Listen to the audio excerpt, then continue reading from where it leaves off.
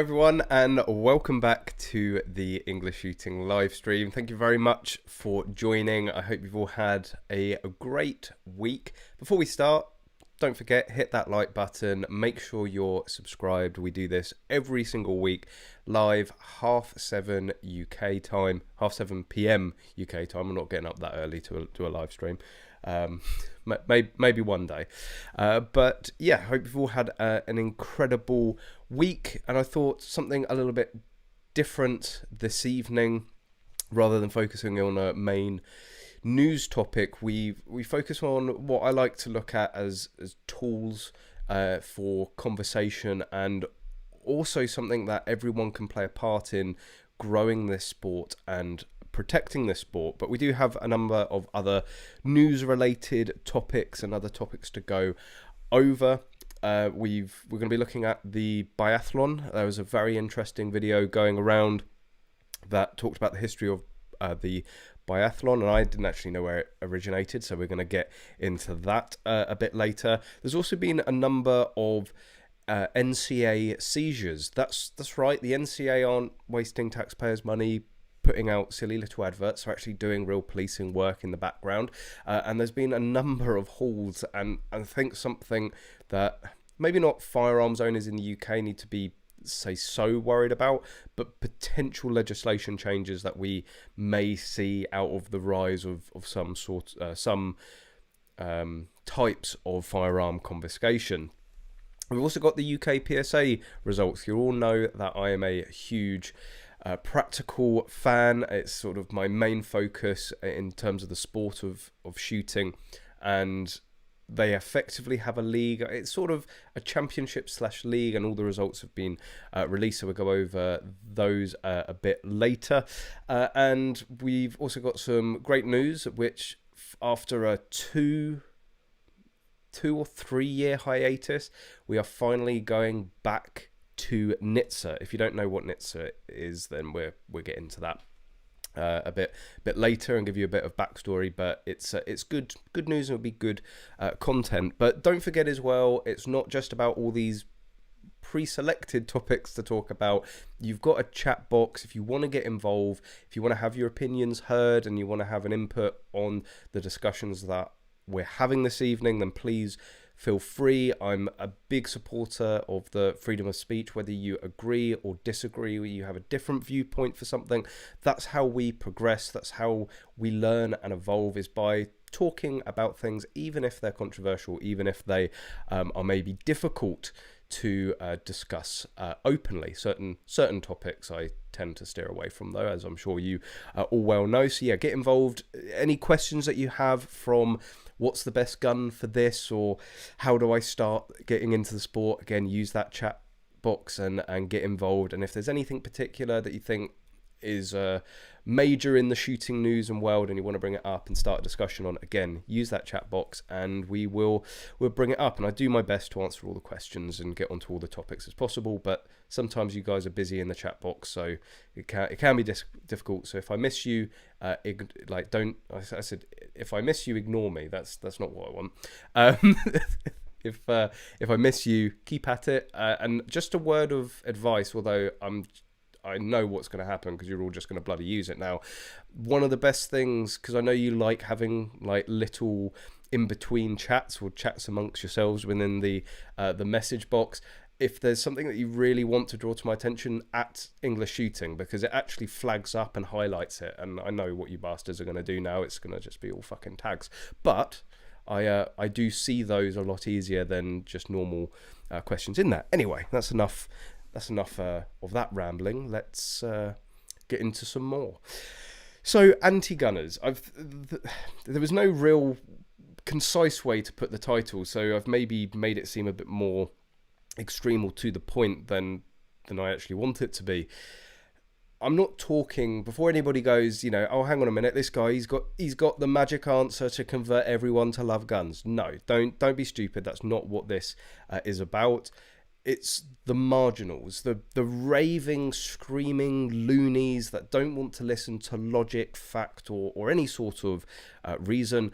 those are not the sort of people that I think you really want to be engaging with, because most of the time you are going to be wasting your breath. You can have a good stab at it. That's what Twitter's for. That's why I don't go on Twitter, because it suck up a huge amount of time, and it's very easy to get into very long arguments on.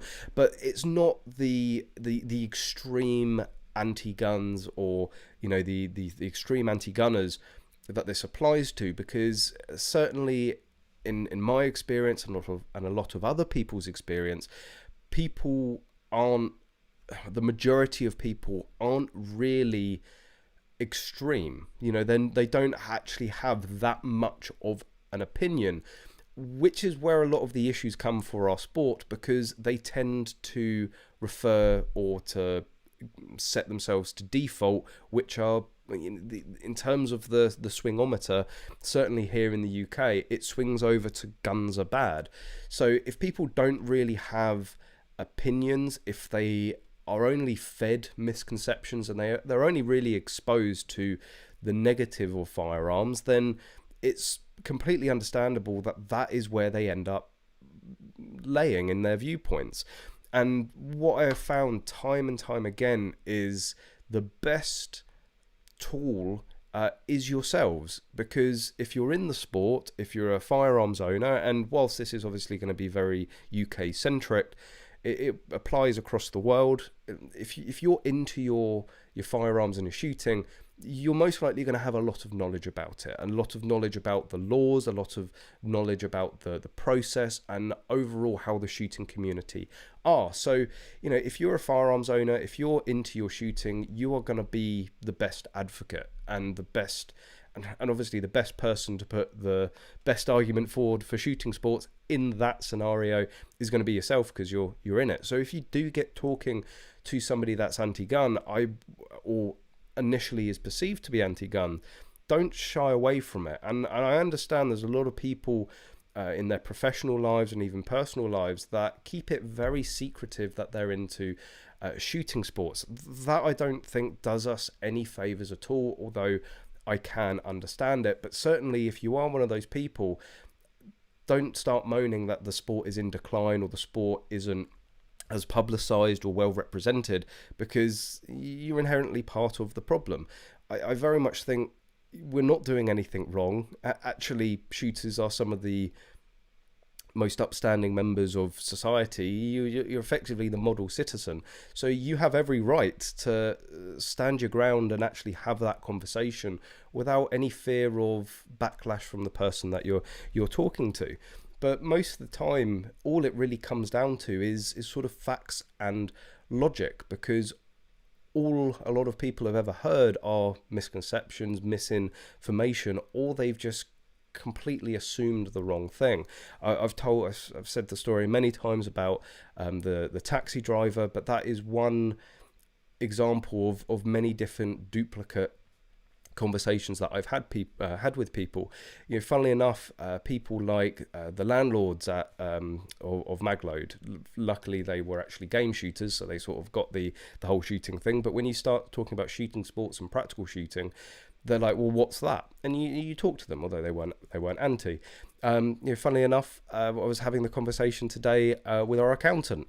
They're like, I really don't get this whole shooting a gun sort of thing. And they're not necessarily anti-gun, but I'm sure they're the sort of person that if you put a vote to them of whether to ban guns or to keep guns, they are going to be the people that inherently just go, actually, their guns are all bad, there's no good purposes. And what I'm mainly focused on, and what I want other people to be able to do in conversation, is balance the scale. It's not about converting somebody, it's not about ramming it down their necks, it's about giving them the true information for them to make their own mind up. And that is what seems to win time and time again, is when they're actually presented with the facts, when they're presented with the counter to all the misinformation out there, people go, well, actually, this is pretty sensible. I actually don't have any problem with it. And it's not about getting them to start signing up for their certificates and applying for their certificates, or suddenly, turning somebody that's anti-gun into a, no snap on snake step on snick, wearing t-shirt wearing, from my cold dead hands. It's just about having more public support, or at the very least, not having all the negative, or the support of the negative side of it.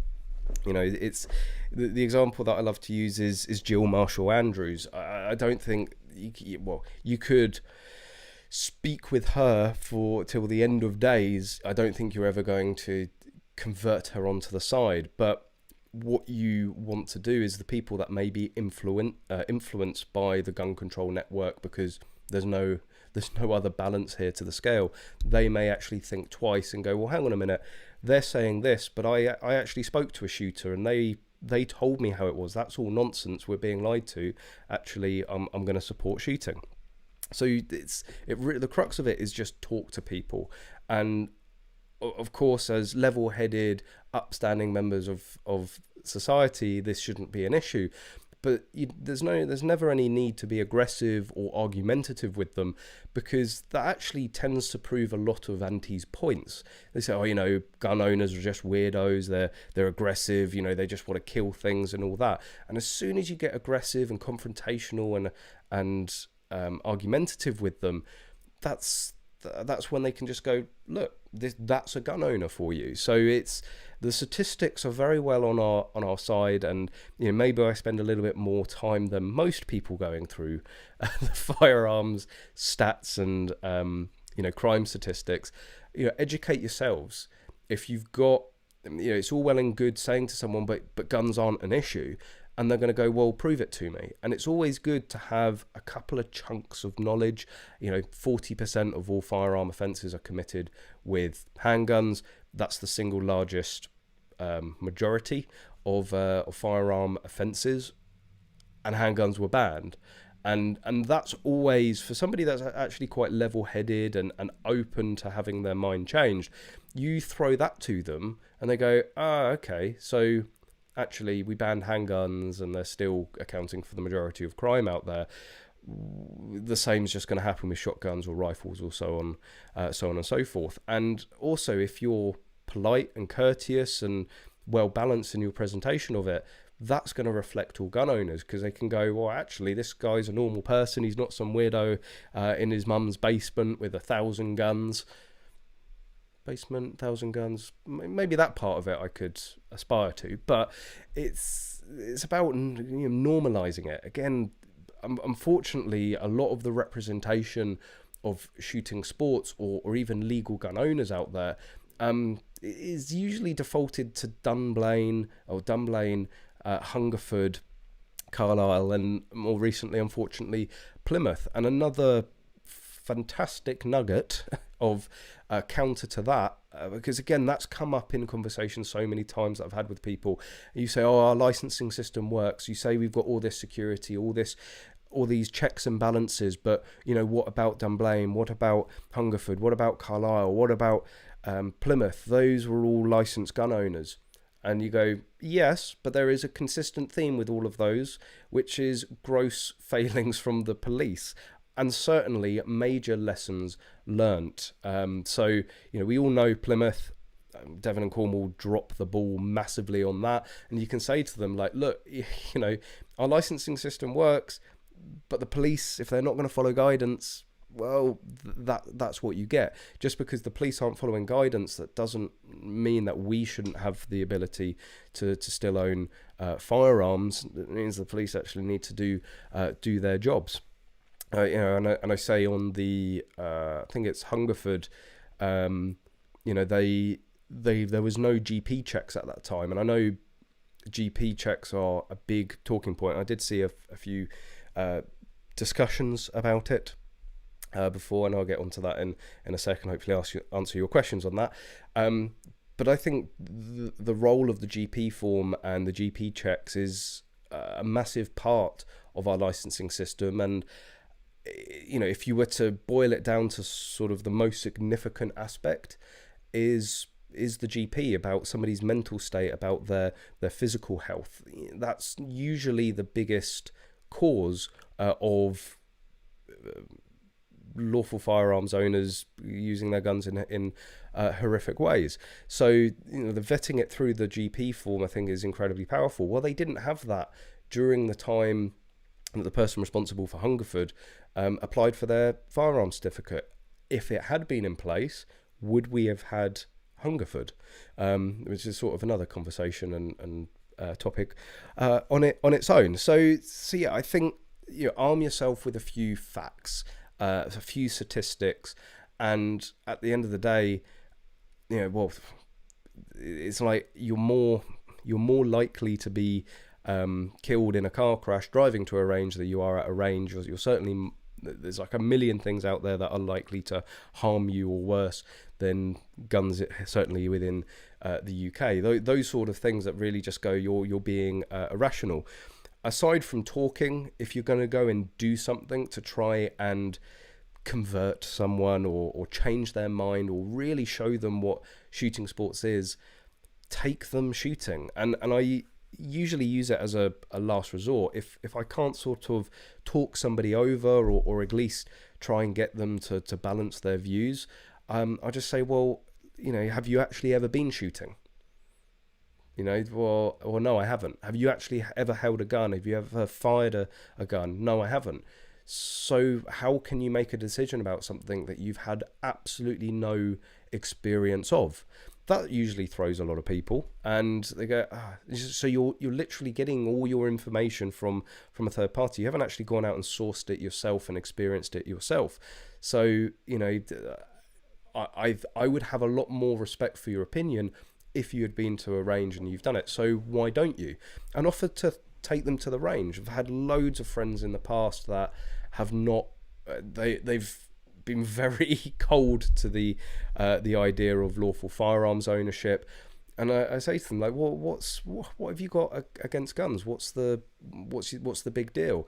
You know, well, you know, they're scary. Well, have you actually ever shot one? Well, no. So, well, if you go and shoot one, maybe they're not going to be so scary. And taking people clay pigeon shooting, the amount of smiles that have come off of that, and even people going, actually, that was really fun. If you go shooting again, please let me go. Please let me know. Now, are those friends now certificate holders and gun owners? Absolutely not. Are they ever going to be? Probably not.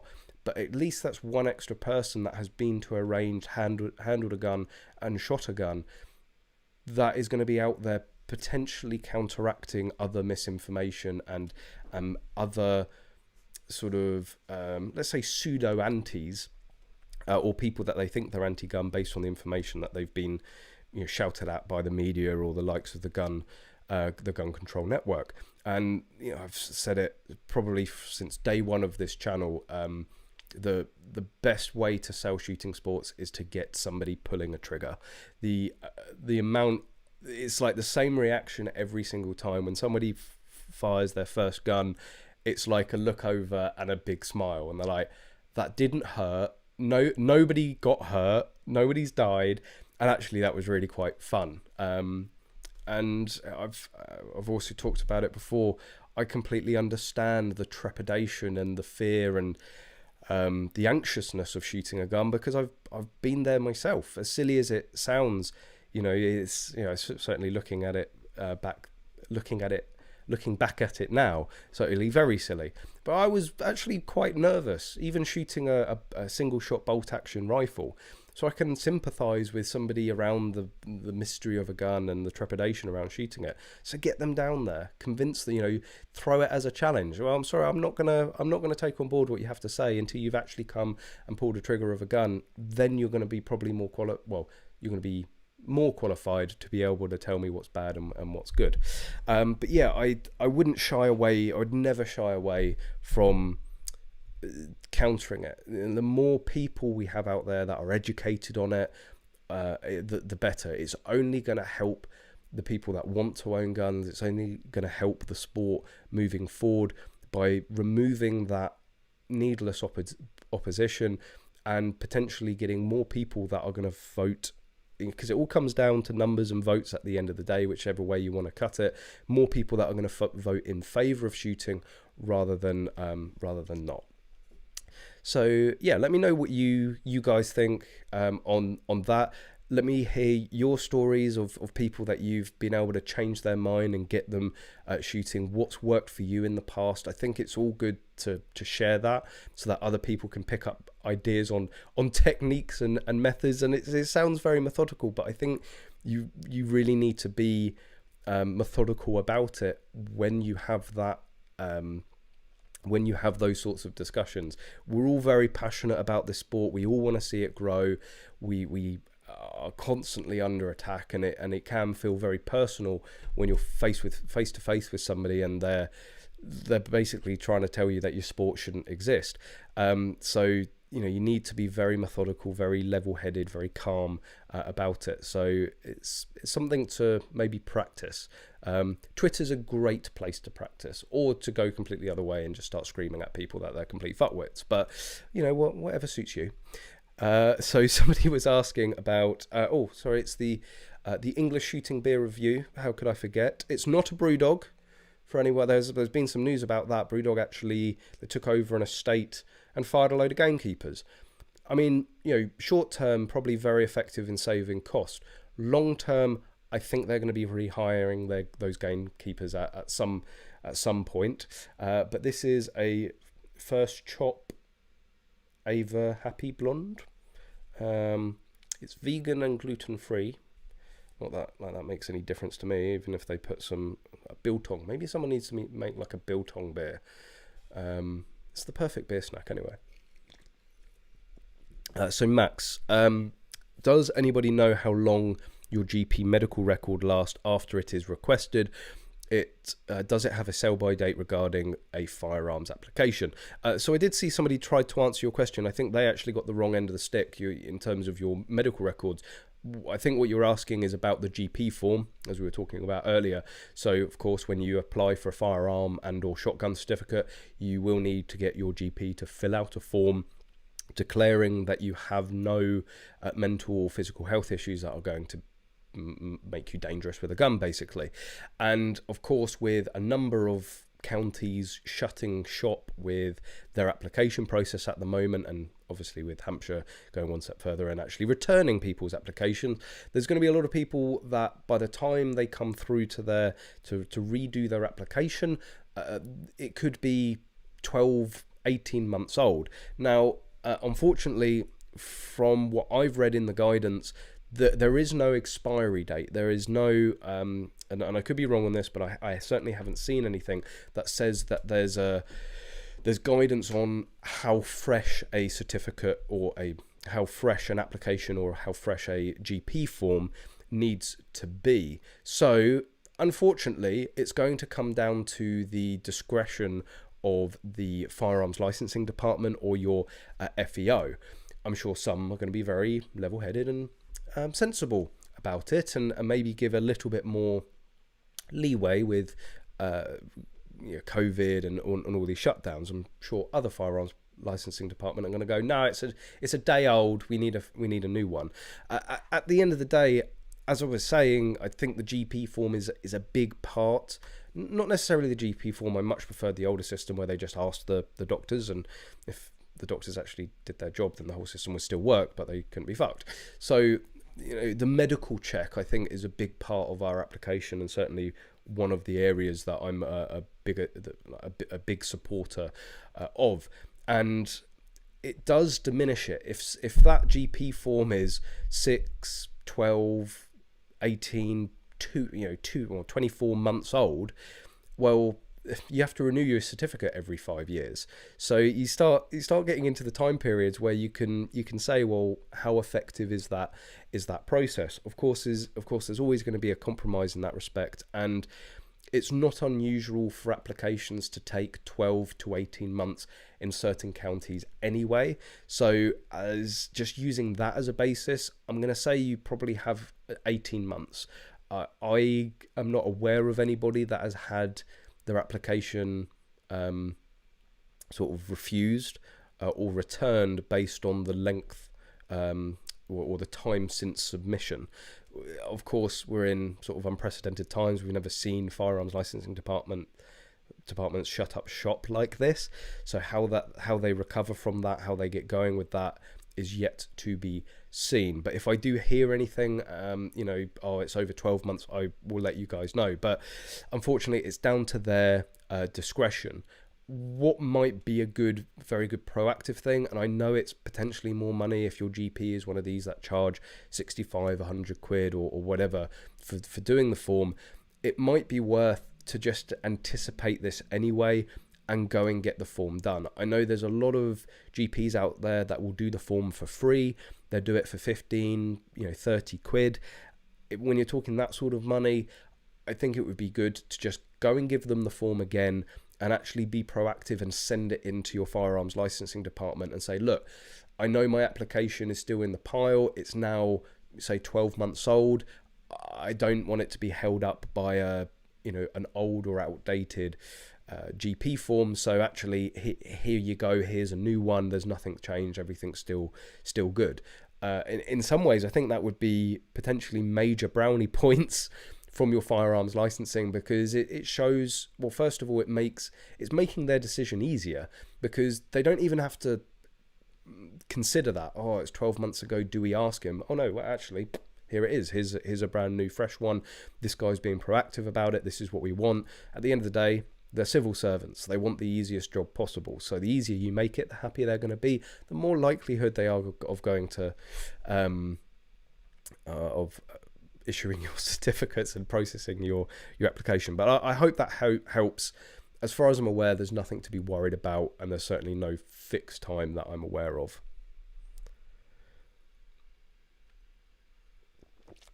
Daniel, let's give a thumbs up and a round of applause for Mr. Supermod Daniel. And Kyle, thanks for joining as always. I did see your message that Daniel hid. I have no idea why Daniel hid that. But anyway, Daniel, have you seen the Desert Tech chassis for the 1022 shown at the SHOT Show? Yes, I did see a glimpse of it. Of course, I've never owned a 1522, or nor do I use one on any sort of regular basis. It will be one that eventually makes it into the safe, absolutely. Once I have certificates, that will be one of the guns I want a gallery gun and speed steel gun as well. So I will be getting one. But if for those who haven't seen the stock chassis 1022, let's bring that up. Desert Tech Trek 22. Oh, why have I got sound? I shouldn't have sound. Let's mute that and let's bring that up for you guys. So Desert Tech is a bit of an awesome company. They do like to do a number of interesting things. Oh, an actual bullpup. This is you just fucking with me, isn't it, Daniel? Do you know what? And I know this is like a dirty word, but isn't this like very similar to what Red Jacket Firearms brought out like ages ago? I'm sure this one is sort of less paedophile than theirs, but it looks like a cool bit of kit. But I don't know the actual specs of it. I've seen a few pictures floating about, and the thing is with SHOT Show, it's like there's a fucking abundance of new products that come out. That you it's just so hard to actually really see in detail the highlights, and you sort of end up getting this like 2-month general drip of new products. But that does look pretty interesting. I can't necessarily see the benefit as from a sporting perspective, but nonetheless, I'm sure there's a lot of people that would like to pimp out their 1022s. Gezerps.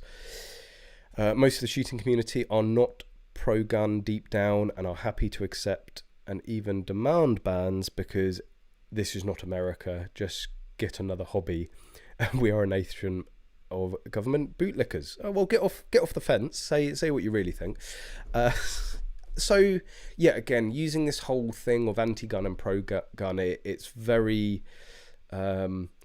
well, it makes it very black and white, and it's not black and white. And I think that's, again, you really have to remember when you're talking to people that are perceived as anti-guns or anti-gunners, like, then just because they say, oh, I'm against firearms ownership or I'm an anti-gunner, that doesn't mean, well, unless they're bursting a blood vessel red in the face screaming it at you, then that maybe they are.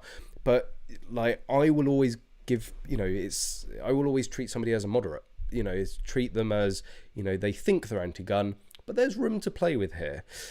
So yeah, just like with, firearms ownership, I fully expect and know that there's certainly loads of people in shooting sports, in target sports, that they don't have an obsession or a real passion about guns.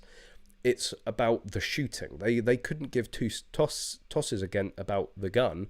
It's about the shooting. And I think this is where a lot of a lot of people think, oh, you love guns in the UK, you want the Second Amendment, you're pro-gun and all this. You're like, no, I just want to be able to shoot. Like, I'm sort of similar. I do love firearms in terms of the mechanics of them and learning about the history of certain things. I do love that. But again, if I had a choice to sort of sit down and delve deeply into every nut and bolt of a gun, or go to a range and shoot it, and not know anything about the gun, or just be handed a random gun, I would rather have a day down the range with a random gun than collect them. I'm a shooter, not a collector. I want to be improving myself in competition and things like that. That's my main focus.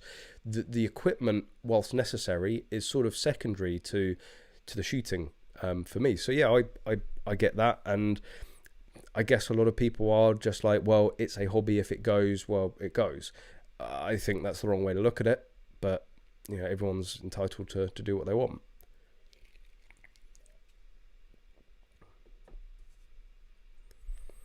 Life of Riley, we need belt-fed shotguns. Watch this space. we can but try. Then there's a crease in my hoodie. A crease.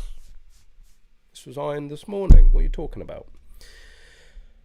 The penultimate, I went to Amsterdam many years ago with my girlfriend at the time. Naturally, I sought out a range while we were there, and we shot 2.2 pistols. Nice. She loved it and said she wanted to do it regularly when we got back to the UK.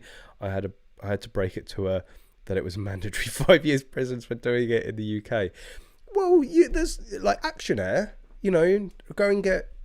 The thing is, if your partner's vaguely interested, and I've said this before, it's a double-edged sword, right? Be careful what you wish for. I really wish my partner was into shooting sports.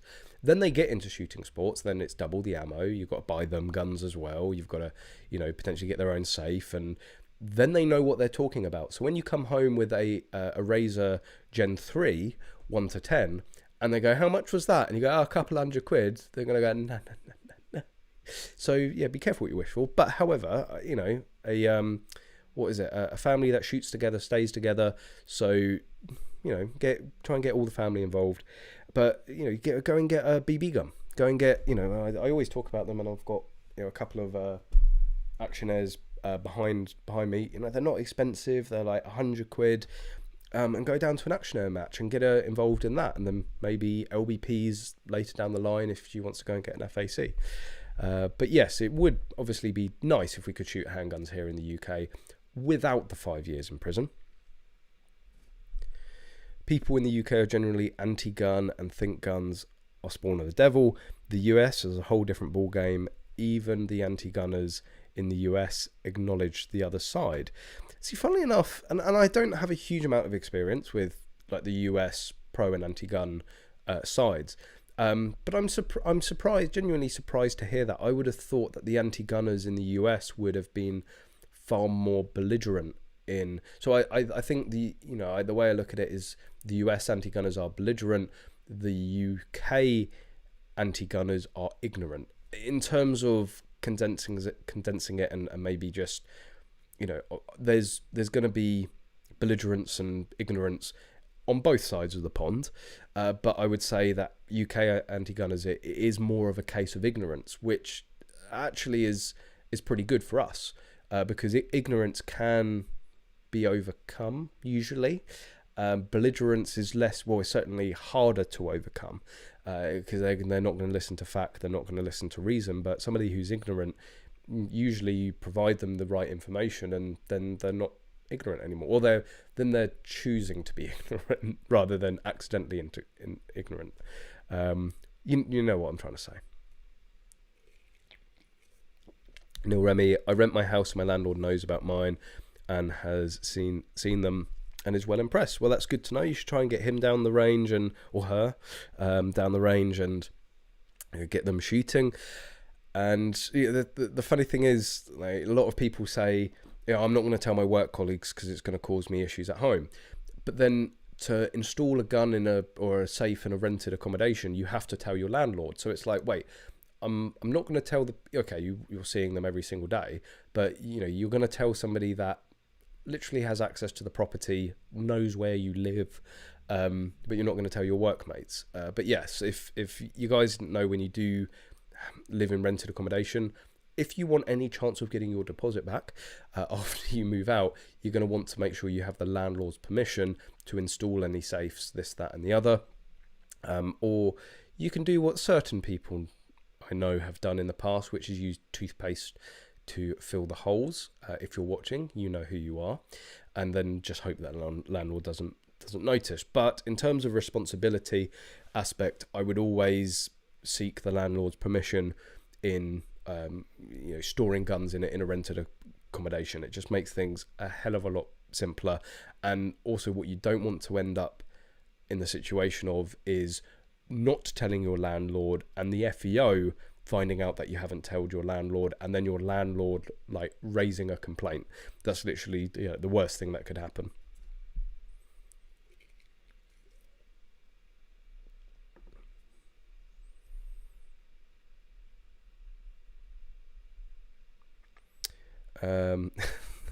Kyle, much appreciated. It's I've just seen that. Yes, maybe I should get that made as a t-shirt. Anyway, it skipped down. There was loads of you guys were chatting. I'm trying to get through everything you guys were saying. Daniel, it's funny, all my clients want to come shooting on the weekends before the spicy cough. I had it planned they'd join me to shoot, and get them to try the sport. Well, get back on it. Get people back out there. It really is the best tool that we have available, is to actually get people down, get down the range, and get them shooting. The anti-gun lobby are sold on their views, no different to Brexit, racism, or LGBT rights. There is no arguing with an anti-anything. The clue is in their name. Again, I think I've explained it well enough that it's not the lobbyist, it's not the extreme antis, it's the ignorant antis, the people that are anti because they don't know any better. Those are the people that I think we need to be targeting and engaging with. And maybe that's, rather than just saying talking with, I think engaging with, being outward about it, and walking into those situations rather than shying away from it. Because if you've got someone there spouting misinformation, if they don't go unchallenged, well, they're going to continue spouting misinformation. We have to at least try and engage with them and try to stop them spreading it. Case in point, Sean O'Neill, he was doing a tremendous amount of damage for the image of certainly practical shooting, and everyone wanted to shy away from the guy. Don't talk to the media, don't.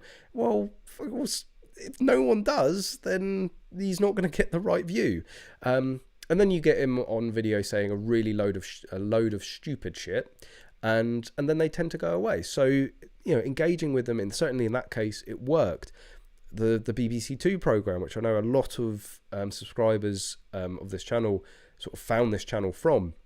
So many people that were against engaging with that guy, and if you don't know why, Benjamin Zand, who did that BBC Two piece, had more recently done a piece on preppers, and he made the guy look like an absolute bellend. Like it wasn't. I mean, the guy was. There were a few bits where I was going, yeah, I get the whole premise of prepping and being prepared. We've had various snow warnings in the UK recently, or there may be snow. So put a few little bits in the back of the car just in case you're caught in snow. That's my level of prepping. Not a whole room full of baked beans and a bug out bag that it would take 2 or 3 people to lift. So there's levels of it. This guy was definitely more extreme level, but the whole optics of that program was to make all preppers look absolutely insane. And I think he tried very hard to do that with the shooting industry, but overall it was a benefit. So engaging with them, as soon as you go, no, they're an anti, we can't deal with them, well, they're never going to get changed. You've got to at least try.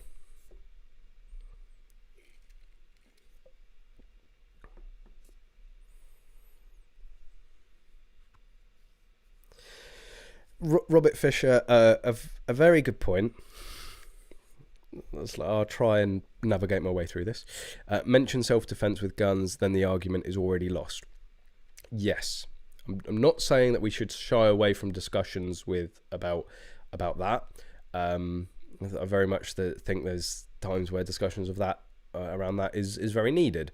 But yes, if there is somebody that is on the fence or is a marginal anti, certainly in a UK perspective, as soon as you start talking about self-defense, they will switch off. I think it's very much that the best argument for say hunting and target sports that we have is conservation when it comes to hunting, because you're sort of facing 2 objections there if you've got somebody that's anti-gun and anti-hunting, but the conservation argument, tens of thousands of acres across the whole of the UK wouldn't exist if it wasn't for game shooting, and it is maintained and kept together because of game shooting. So and deer, stuff like deer stalking, it helps keep a healthy population of deer, and we've seen it before where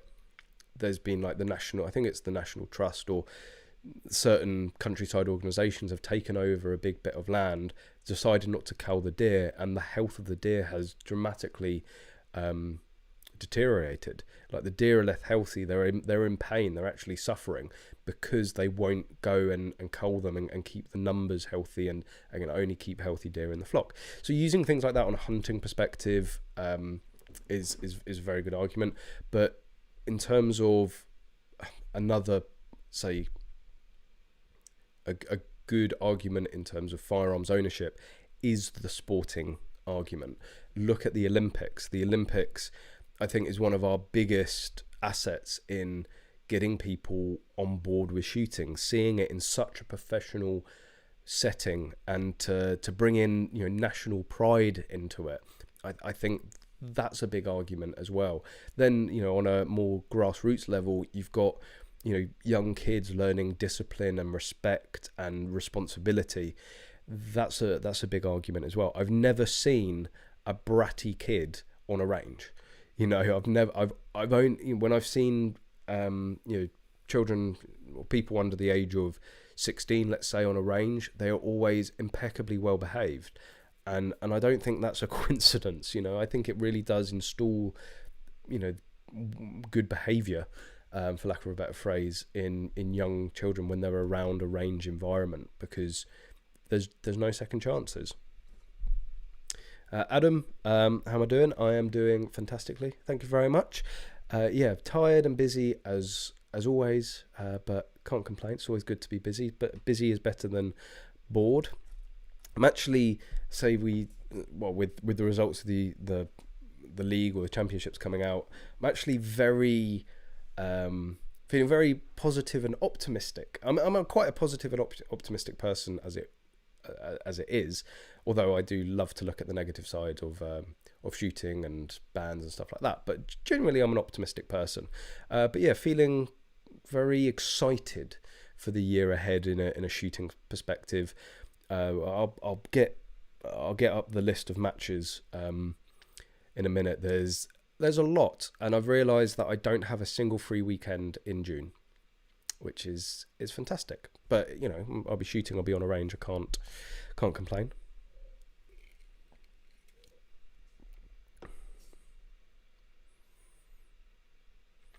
Cozzy, anyone with ADHD that applied and has a license?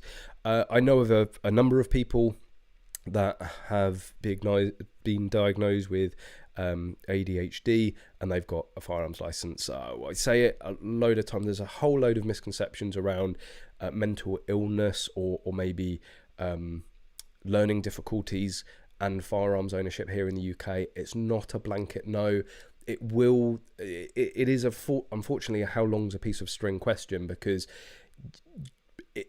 mental health issues and learning difficulties are very specific and very unique. It's very rare to have two people exactly the same in their disability or their mental health issue. So we had this discussion last week that usually it's your doctor that decides whether your issue, let's say, is big enough to cause a problem.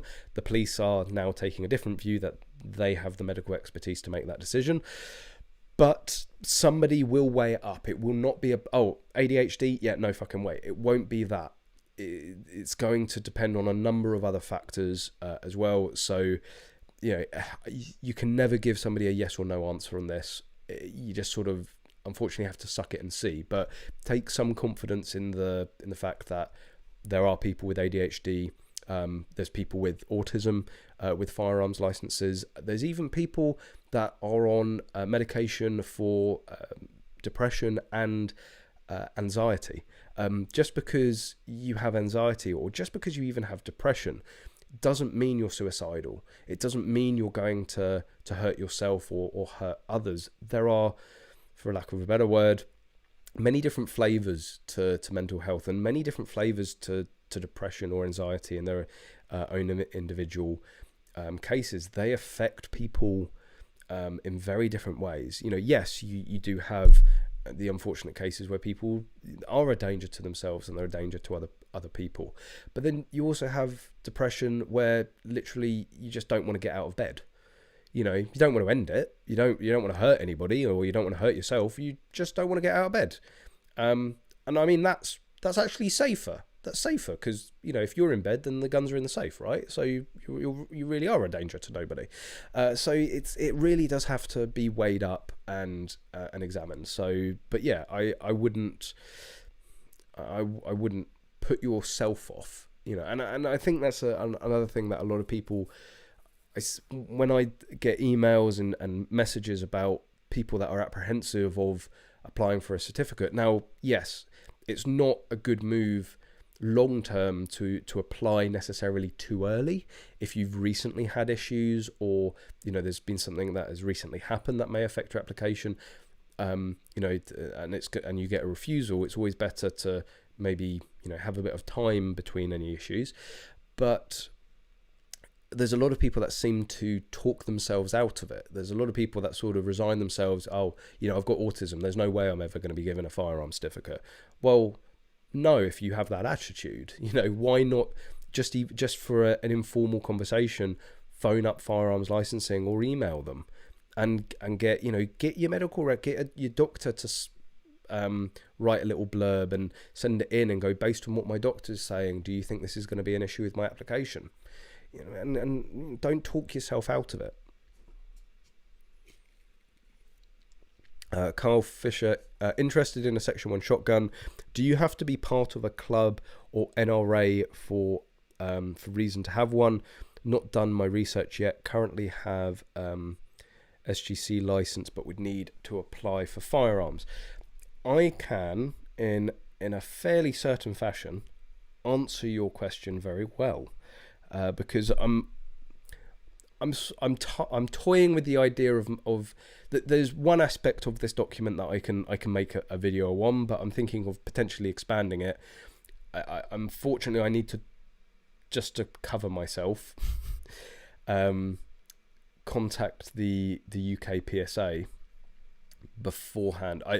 It's one of these that, yeah, it's probably best that I work with the UK PSA on this before making the full video that I have an idea of making.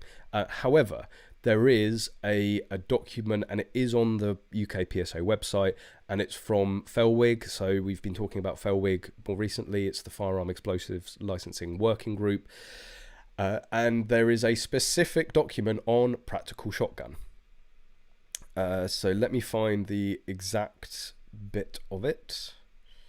I mean, it's a really interesting document. I mean, the bit that good reason. Here we go. Found it. So just there's a bit of it that I don't necessarily want to highlight at the moment. But here we go. So this is issued by FELWIG, and this was actually, I think, created with the assistance or alongside the UK PSA. So this is good reason for a Section 1 shotgun. Pump action, self-loading and other types of shotgun may be used for practical target shooting disciplines in which the shooter moves to engage a number of different targets. So that's sort of like, you know, defining what it is. Solid slug ammunition may be authorized for this purpose on ranges suitable for the safe use of that class of ammunition, and with adequate financial arrangement made in place to meet any injury or damage claims. Applicants, so here we go, we're getting into the fat of it now. Applicants should normally be a member of a relevant organisation, such as the UK PSA, either individually or as a member of an affiliated club. So there's actually been a number of issues around Section 1 shotguns and practical shooting and firearms applications for a while. A lot of misinformation from FEOs a lot of misinformation held by FEOs, and also, you know, as there always is, disparity in the requirements or the good reason that each firearms licensing department require. So this sort of sets it out, and it does say should normally. It's not necessarily it's not saying this is exactly it, but this is something that if your FEO is stipulating, and we've heard this before, that, you know, going and doing a safety course is mandatory for you know, good reason and things like that. Although I think they do touch on it, but let's carry on through this. So and actually, I didn't know. Thanks to this document, I didn't know there was a British Western Shooting Society where you can do some Wild West shooting. So thank you for that, FELWIG. In view of the potential hazards associated with the more extreme forms of practical shooting, the police may wish to consider with particular care applicants for firearms for practical shooting that may fall beyond the examples cited above. Accordingly, applicants should be either individual or full members of the UK PSA or a club affiliated to the UK PSA. Note, new clubs cannot get affiliation unless they have 10 individuals, members of the UK PSA, or whom at least 2 must have successfully completed a safety course. Individual membership of the UK PSA in itself means nothing other than insurance cover. However, a number of competitors are not members of affiliated clubs but attend competitions / shoots on a regular basis under individual memberships. This is this is actually more for the firearm inquiry officers. To take part in UK PSA sanctioned shotgun competitions, competitors must have successfully completed a basic safety course. This is not a requirement for normal club level shooting, although members will be expected to complete the course at some stage in their membership. So that is really the argument against, you know, this thing or this decision that somebody made in some firearms licensing departments, that you absolutely have to have a training, or you have to have completed a safety course or obtained a competition license in order to get a Section 1 shotgun. It's complete nonsense, because obtaining your competition license, which I highly recommend you do. There's a course being held in Basingstoke by Magload on the 26th of March. So next month, it's on a Saturday. Head to magload.co.uk if you're interested. Just search safety course on the website and it will come up. You can get booked on. The space is available. Plugging done. Got to pay the bills, keep the lights on and all that. So yeah, really just being a member of a club, which, oh wait, isn't that the same justification as any other fucking gun? You know, it's like the police for so long have been trying to treat Section 1 shotguns that they're something special, that they're this different class of firearm. No, they're Section 1. They go on a firearm certificate, and it is the same thing as any other gun that is under a Section 1 firearm certificate. If you are a member of a Home Office approved club, and that club takes part in certain shooting disciplines, there is good reason for you to own a gun for the purpose of taking part in those disciplines. If your club takes part in practical shotgun and certainly is affiliated to the UK PSA, hook, line and sinker, your club takes part in that discipline, therefore you have good reason for a Section 1 shotgun. Of course, you can extend this and you can buffer this by becoming a member of the UK PSA. I think it's like £45 or £50, and they are quite right. They actually have quite a comprehensive level of insurance cover now, including revocation insurance. They have what BASC took away, legal expenses insurance in the case of a revocation, and it also covers you for any practical disciplines. And this is the bit that I don't want to necessarily get into the nitty-gritty of now, but as long as you are adhering to the guidance of the UK PSA in terms of how you do practical shooting when not around a sanctioned match or say a practical shooting club, the insurance will cover you. So for anything, that can be speed stills, that can be for IPSC events, it could be for 3-gun events, multi-gun events, anything that could be deemed practical. Basically, I guess fire and movement. So yeah, loads of benefits for joining it. I don't know if you're into practical shooting, why you wouldn't join. So that's a UK PSA plug right there. You can go to ukpsa.org and join there. Of course, another way to buffer your application is with doing a safety course. It's not a requirement, but it's going to be very hard for the FEO to argue. So unfortunately, as potential firearms owners or as firearms owners, you always have to sort of look at the worst case and sort of counter every avenue before it happens. If you want to fully get into practical shooting, it is only a matter of time before you want to go and do a sanctioned match. So why not do it now? It's going to make any argument with the FEO a hell of a lot easier. However, in my experience, I never had an issue getting Section 1s put onto my certificates when I had them. I had a bit of a discussion with the quantity of slug, which also this document does go into.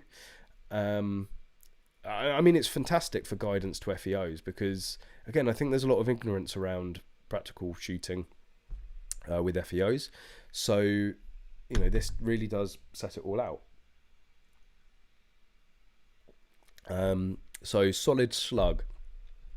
Providing the usual criteria is met, 250 rounds to acquire and 300 to keep should be appropriate. This is Felwig telling firearms licensing 250 slugs, 300 slug rounds. That is standard for a practical shooter. I ended up getting into a discussion with my FEO at the time, and I think I had applied for 100 slug, which actually makes me laugh because there's a lot of matches that I've seen in the UK that 100 slug wouldn't be that comfortable. You'd probably want a few more, maybe like 150, 200 at least, certainly with reshoots.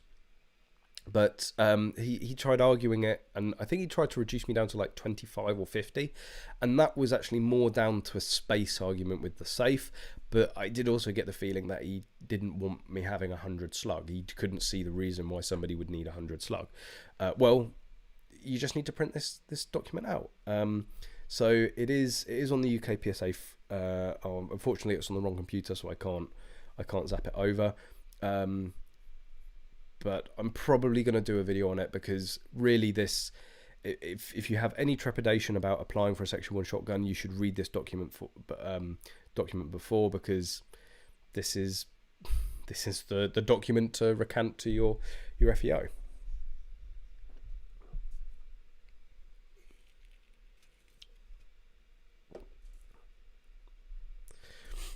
Oh, I've been missing stuff.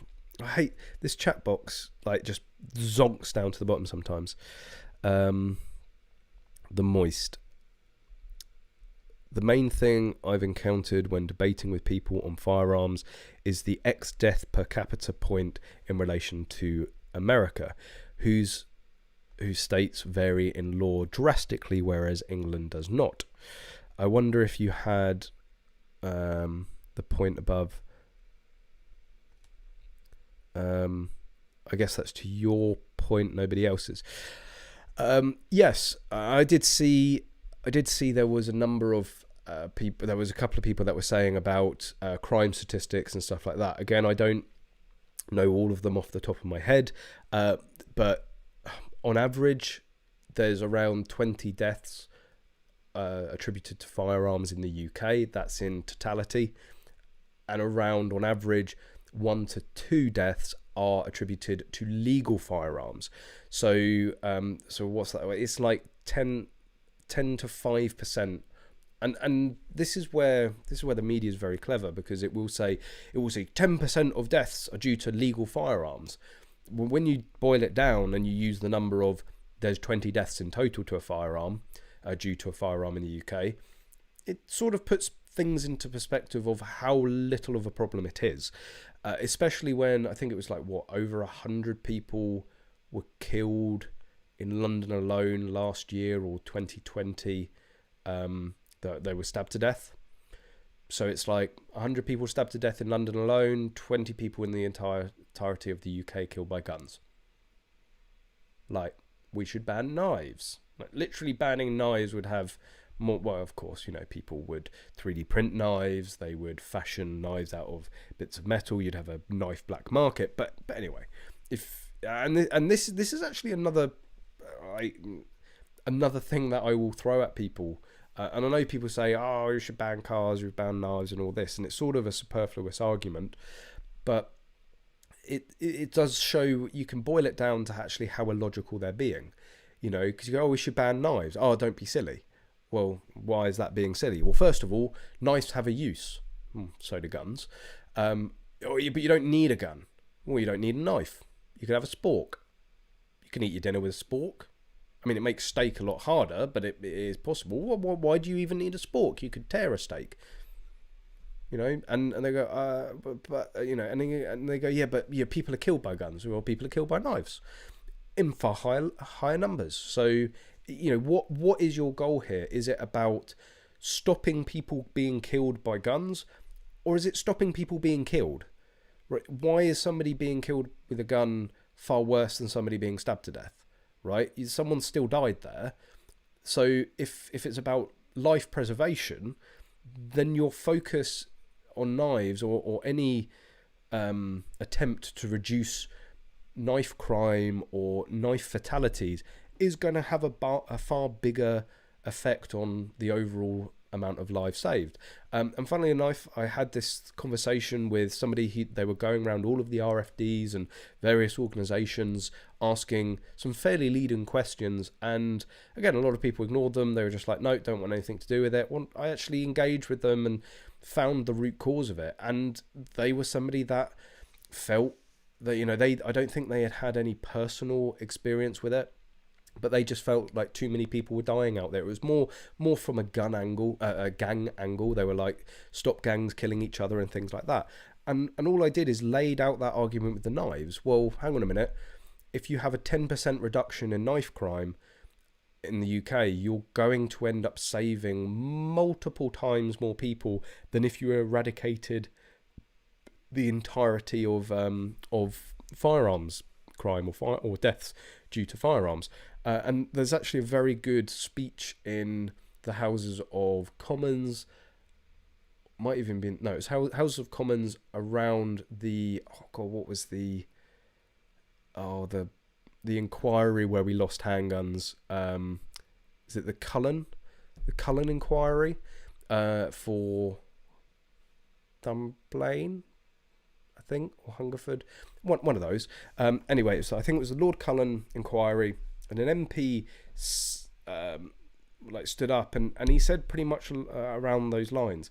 You know, at the time, legal firearms accounted for something like 2% of all firearm crime, and they were going, and he was going, look, we're looking at spending, I think it was the equivalent of £500 million back then in trying to reduce this 2%. What would £500 million do if it was targeted to reducing the 98%? He said, like, going after the 2%, you're only ever going to reduce the amount of crime by that 2%, right? It's a fairly limited goal in the effect of what you can have in the effect you can have on firearms crime. He said the 98% of crime, of gun crime, that's a far easier place to have an effect on. And I think that's a fantastic argument overall. Why are we? It's why I get so annoyed about the likes of the offensive weapons bill, and specifically the Mars and Lever release. The time, money, and resources that were effectively wasted on removing those. It's not just the fact that we've lost more guns to be able to shoot. It's not just the fact that disabled shooters are now going to find it even harder in some cases to be able to take part in this sport. It's that there are far bigger gains to be had elsewhere, that if that money had have been spent elsewhere, we would have a safer society because of it. All we've done is remove guns that have never been used in crime. So, well, there was no bloody risk there, was there? Like, you've literally taken a 0% risk and made it a 0% risk. Like, well fucking done, guys. Like, you know, you want a medal? Oh no, they'll get a medal. They get honours. No, of course they will.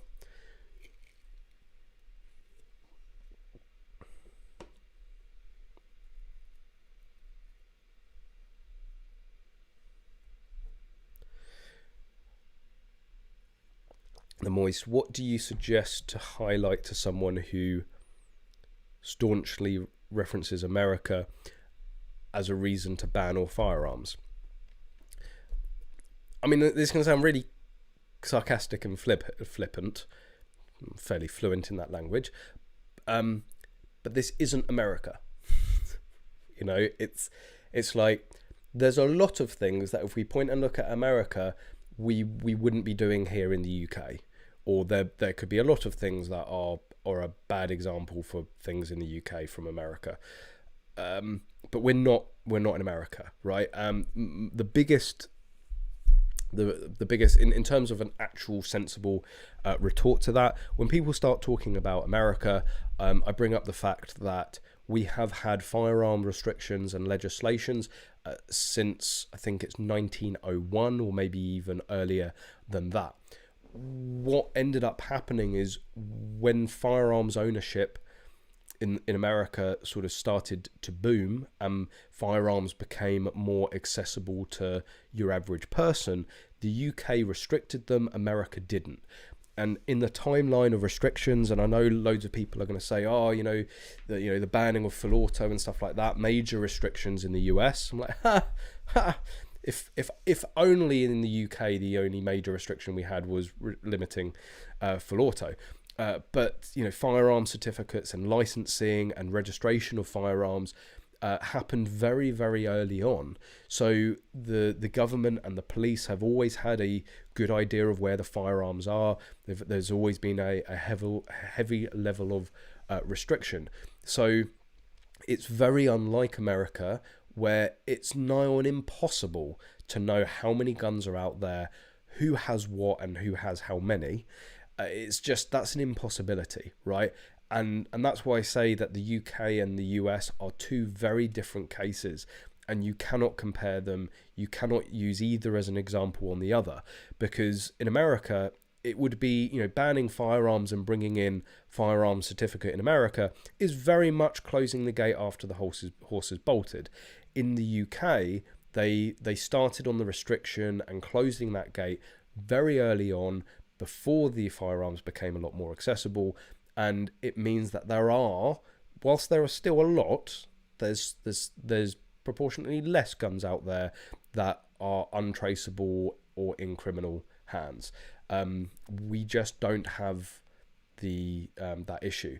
And the other fact of it is in the UK, there are around 3 million guns legally owned. There's 750,000 licensed firearms holders. So when people say, oh, you know, I don't want people to own guns because we'd end up like America, I was like, well, I'm sorry to break it to you, there are already 3 million legally held firearms in the UK. So if the presence of guns is the issue here, why don't we have an issue with guns? 20 deaths a year, 90% of those attributed to illegal firearms. And you can use you can go, okay, well, you're using the US as an example. You know, what about Switzerland? Right? Use Switzerland as an example. And there was I've forgotten what it is now. There's another country. Like Switzerland is used, I think, a little bit too much in terms of firearms ownership. But I think Serbia had fairly high firearms ownership rates, low gun crime. There was another place, I think, in Europe, like the Scandinavian countries and Nordic countries, you know, Finland, Norway, Sweden, Finland, very high ownership of firearms, or firearms ownership rates out there. Very low crime, very you know, a good society overall. So, you know, but why are we looking elsewhere, right? We live in England. Our culture is similar to the US, but when it comes to our shooting culture and our shooting communities, we are sort of vastly different. So yeah, I hope I've given you some nuggets there to counter that point from.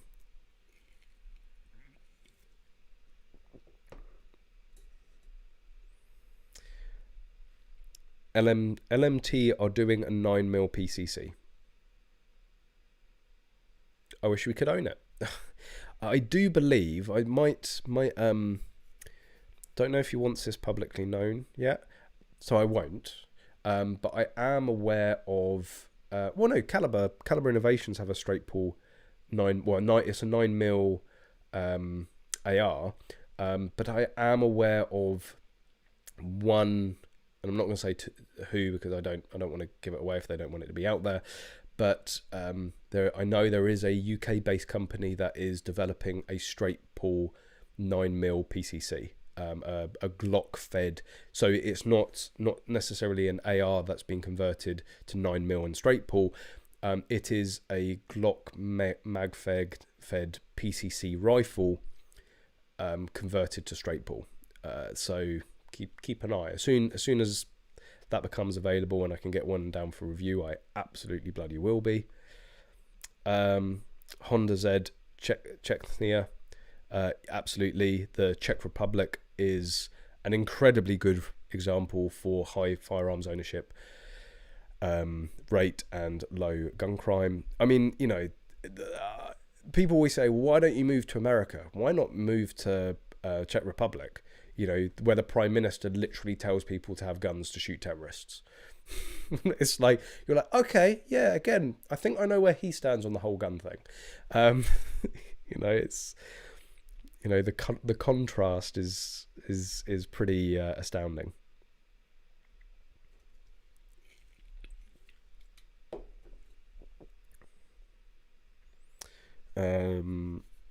Somebody confirming it's the 1996 Lord Cullen inquiry that's led to the ban of handguns. Max, do medical reports have a sell-by date for a firearms application after being requested? I think you must have hopped off the stream, because I did actually answer that. In short, as far as I'm aware, no, but it will be under the discretion of your firearms licensing department team. If you want to be proactive about it and to, reduce the chances of issues, go and get another form done if it's not going to cost you too much, or just phone them or email them and ask them if it's going to be a problem, so that you know beforehand before they get round to your application. But there's nothing in the legislation or nothing within the guidance that stipulates a time period, and there's a number of firearms licensing departments that will they can take up to 18 months anyway during normal periods to process an application. So I would say you have at least 18 months worth of leeway. But yes, there's no actual set sort of time period on it.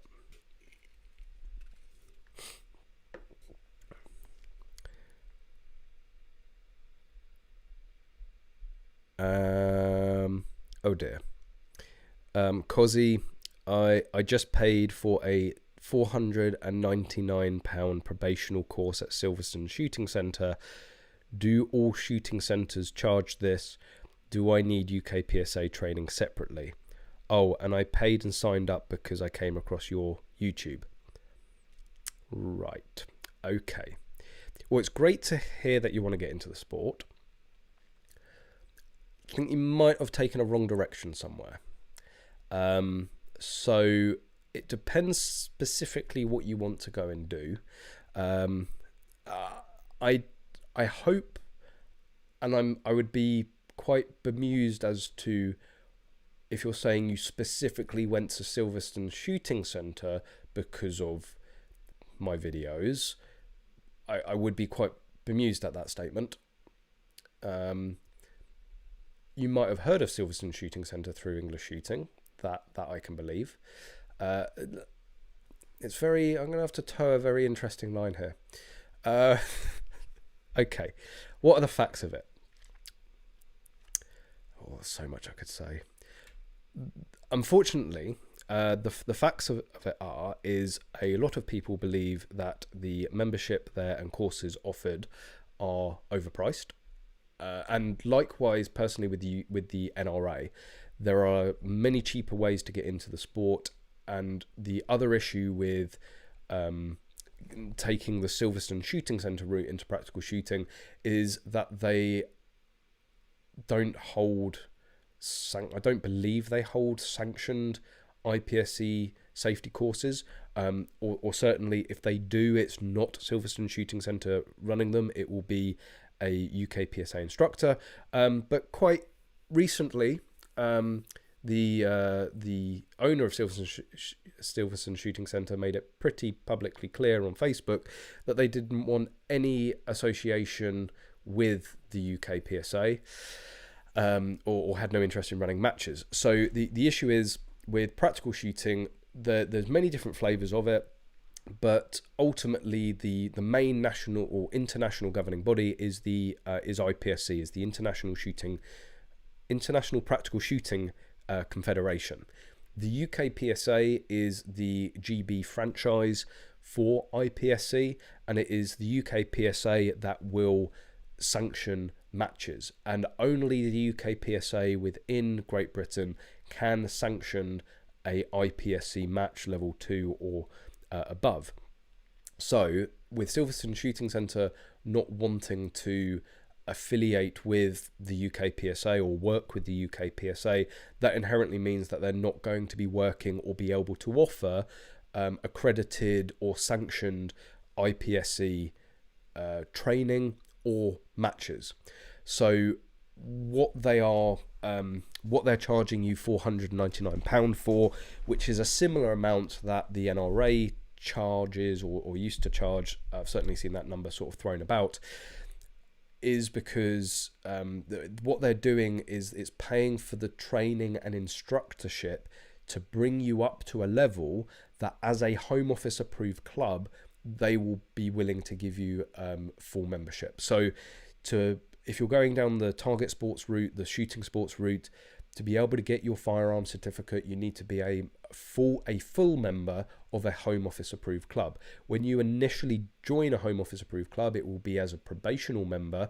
The club, usually it's a minimum number of shoots over a minimum number of time.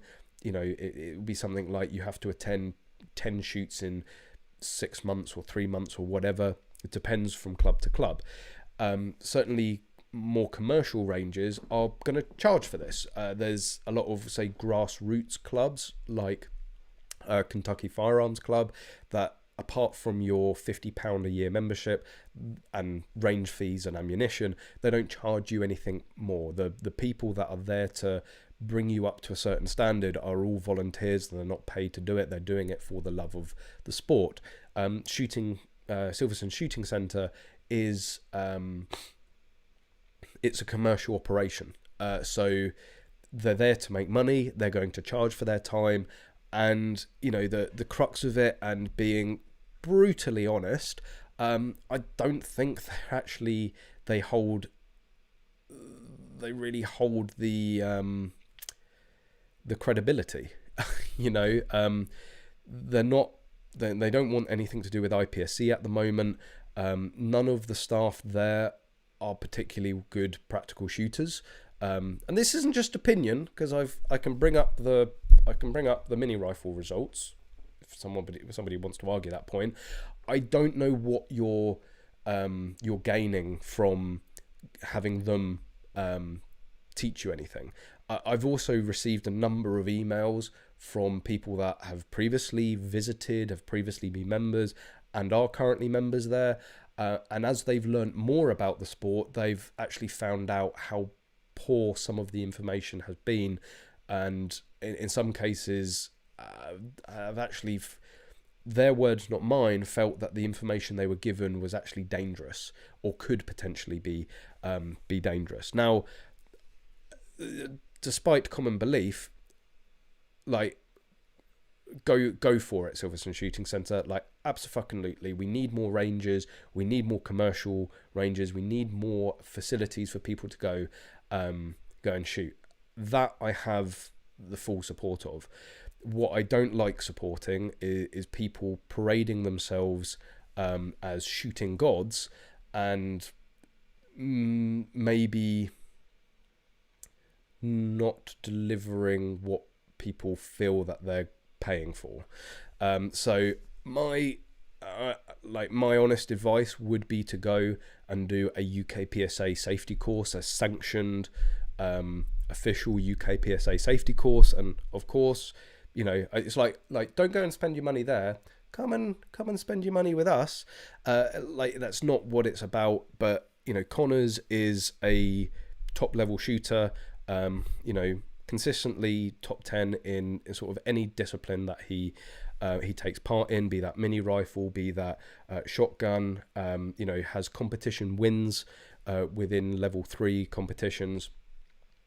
I don't think any of the staff at Silverstone have that accolade, and you know, he genuinely knows what he's talking about. He's also he's a qualified UK PSA instructor, and is qualified to give safety courses. So that's who I would be going to get training from. You know, to be completely honest, and I'm going to be completely biased on this, but if you gave Magload 500 quid for a probational course, I would hope that you come away a far better shooter than if you gave that money to Silverstone Shooting Centre. But, you know, that's business. That's just literally, you know, of course, you know, we want to offer a better service. But, you know, it wouldn't be my recommendation to go there. Not when you have places like, well, unfortunately, there's nowhere really round Silverstone. You know, Worcester Norton Shooting Club, again, that's a grassroots club. They don't charge for their probational courses. It's all just part of your club membership. That would be a great club to go to. A lot of top level shooters there that you're going to get a wealth of knowledge from. You've got Yeaverley. You've got the Yeaverley Practical or Speed Stills Club now. So where they're holding the speed stills and the steel challenges. There's actually a practical club there, and they've got a brilliant facility. And again, a lot of top shooters are shooting there that you're going to get a wealth of knowledge from. So, you know, I think I've never got the rationale of paying for a probational membership course. If you join the right club, it will cost you 50 to 100 quid per year, and you will get the same experience. You'll gain the same knowledge, and you know, and get ultimately better value for money. And that would be my advice. You know, for 500 quid, you know, join a club like Kentucky Firearms Club, go and do a safety course, and have a, you know, half day one-on-one with you know, an accomplished shooter. You're going to come away with more and probably some change. So yeah, I think I was fairly diplomatic there. I don't know. Maybe let me know. Maybe give me a reality check.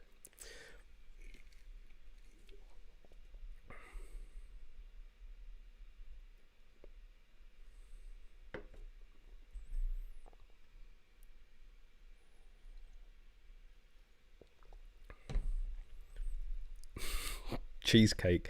John Thorne, the grade B mini rifle prodigy. Yes. You're actually missing something. He's not a grade B. He's a grade BS, which I think is really apt. Really apt. Like, literally couldn't be a better grading for him.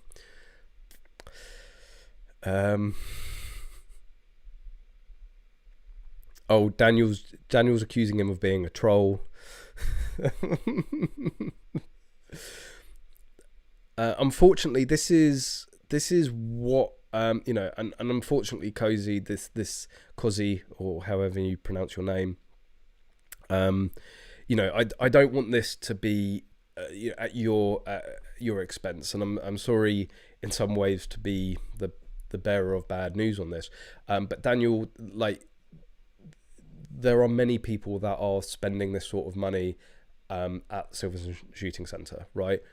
You know, again, fair play. Like, it's a business. They seem to be drawing in the customers. But again, what I'm finding is people are, once they learn more about the sport, they regret it. And you can see the reviews as well. You can see the reviews on Google and Facebook. You know, this isn't just my opinion, and this is why I think it is such a shame. The facility, I can't fault the facility. It's an amazing facility to have in the UK. We need more of it. It just, I think it's not being used to its full potential, and I think that's very much that's a shame for the sport overall.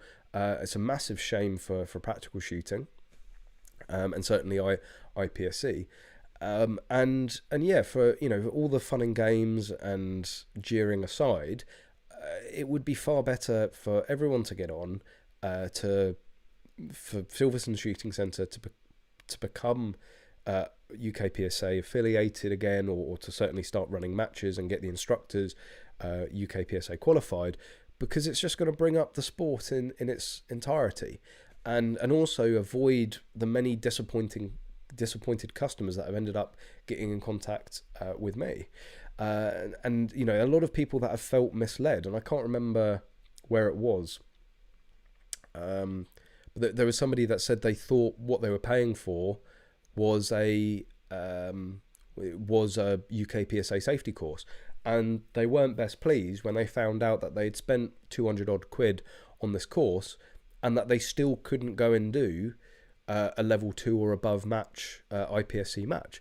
and that's, you know, that's who I feel for the most, is the new shooters. It's the people that aspire to want to go to higher level competitions, and they just feel like they've been shafted.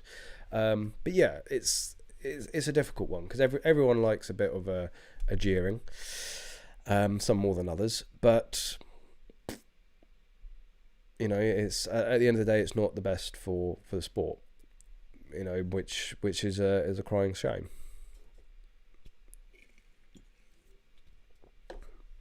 Callum posted the UK's Discord link. You've just done it, mate. David, like, that's a very good point. £499 is half it's an American Shooting Trips USA shooting package. I mean, that's slightly misleading, because you do have flights and accommodation and food and spending money. But yeah, in terms of value for money, you would come away a hell of a lot better shooter spending a week out in the States than I think you would on a probation or membership course somewhere. The other thing as well is, you know, one of the issues that I have with not just the Silverstone one, but this idea that you can go on like a 1 week course and then come out the end of it, you know, fully ready for full membership at a, you know, a Home Office approved club. If you're brand new to guns, like, and like, learning takes time, right? It takes time to build habits and to install certain things in you. Sounds different to what I was going for, but it takes time, right? And if you do a really condensed, you know, say 1 week course, which some of these places offer, I think by the week after, you know, 50% of it is just going to be in one ear and out the other. Whereas if, again, you join a grassroots club and you spend 3 months there, or 6 months, whatever the probational period is, and you're shooting every couple of weeks with them, it's going to build a habit. It's going to build the muscle memory of safety, which I think is far more beneficial, and it's cheaper. Like, again, there's obviously a market for it. Maybe Magload should start doing probational courses. I don't know. But I just don't think it of, you know, one-to-one training, a half a day's training, absolutely, you know, or you know, usually the safety courses are done over 2 days. Yes, like that in a singularity, I think works very well. But I think Connors has even, you know, there's been people that have come to us and said, look, I want to do 2 or 3 days intensive training with you guys, and I want to come back, I want to come out of it a much better shooter. And Connors have gone, well, actually, you would be, instead of 3 days intensive, you'd be much better off doing 1 day here and then 2 or 3 weeks later coming back and reinforcing it. It's you know, and that's very much his learning style. Cozzy, well, it's good to see that I haven't obviously upset you too much, so I really appreciate your support of the channel. I really appreciate your time in answering. I will get a refund from them. I did want to say that I joined/will join the scene because of your videos. Okay, well, that's great to hear. You know, that's why I started the channel. That's why I do these videos. Depending on where you are, again, I would 100% check out the Yevley range, Yevley range, or the Worcester Norton Practical Shooting Club. Both, if you need any help or guidance, or you want links to any of those clubs, then you can drop me an email. Anyone at any time can drop me an email if you want help or guidance. I do my best to get back to them, to get back to everyone as quickly as possible. But it's is it info? Forgotten my own fucking email address. It's EnglishShooting. I would say info at EnglishShooting. It's EnglishShooting@gmail.com. So you can reach out there, and I will send you links to clubs, and, you know, point you in the right direction. Tony Victor, I had a look at the Silverstone probational syllabus. Probably less than you would pick up at a decent club range probational training. Bullets and Pixels. Have joined this late, but 500 quid for what? Our probational members pay like 50 quid and £10 per module, 6 modules. That then gets taken off their membership fee at the end when they join. So again, another great practical shooting club is Frome District Pistol Club. Is that the right name? Give yourself a plug, Tom, or give the club a plug. And yes, like, again, it depends where you are in the UK, but there's loads of great clubs, and I really do feel that's a much better way to get into the sport is from like a grassroots club.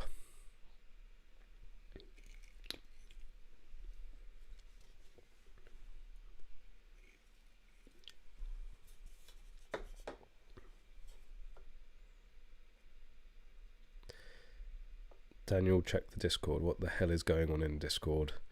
Jesus. Anyway, we've actually had a good more back and forth live stream tonight. So there is a few other topics that I wanna get onto. So I'll hold your questions for a minute. So we were talking earlier about the great advert for our sport that the Olympics can be. It's why I'm so excited about the path that IPSC is currently taking to the Olympics.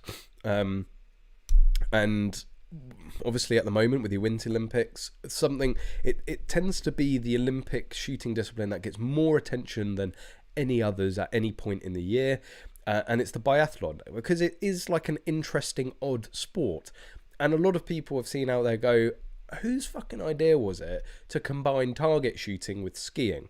And as it would happen, a video, I'm going to actually post it on the English Shooting Facebook page tomorrow, which you should definitely all go and like. There's the English Shooting Facebook page and also the English Shooting group.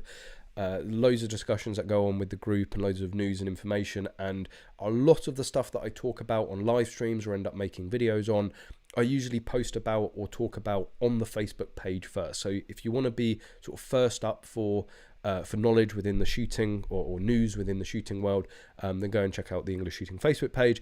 But there was this video showing the history of the biathlon, and like it's only like pause it, you bastard. No, not pause it, mute it. The long and the short of it is, like most sort of disciplines in the Olympics, like shot put, discus, javelin and stuff like that, it came from war. It came from battle. Well, not war, but more battle, right? And it's actually Norway, the first real beginnings of biathlon was in 1865, when there was a Norwegian general or a certain fraction of the Norwegian army that had these specific ski drills, but the Olympics, as it's sort of fleshing up now, we didn't see it. I'm going to pause. Let's just actually see. If you don't know what biathlon is, then like, have you been living under a rock or something? But there's, well, I think a fairly good comparison there. I mean, it does look out of all the winter sports. I mean, bob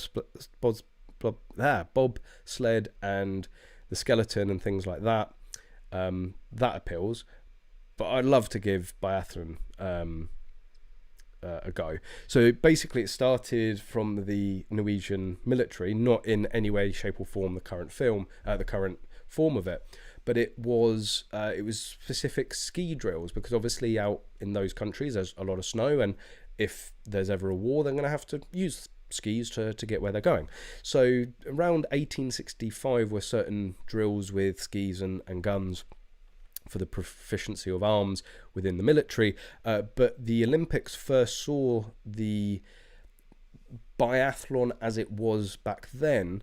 It was in 1924 that the first time this sort of thing, skiing and shooting, was demonstrated, but it wasn't called the biathlon, and it wasn't an actual event. It was more of a showcase, and it was military personnel demonstrating their drills. They were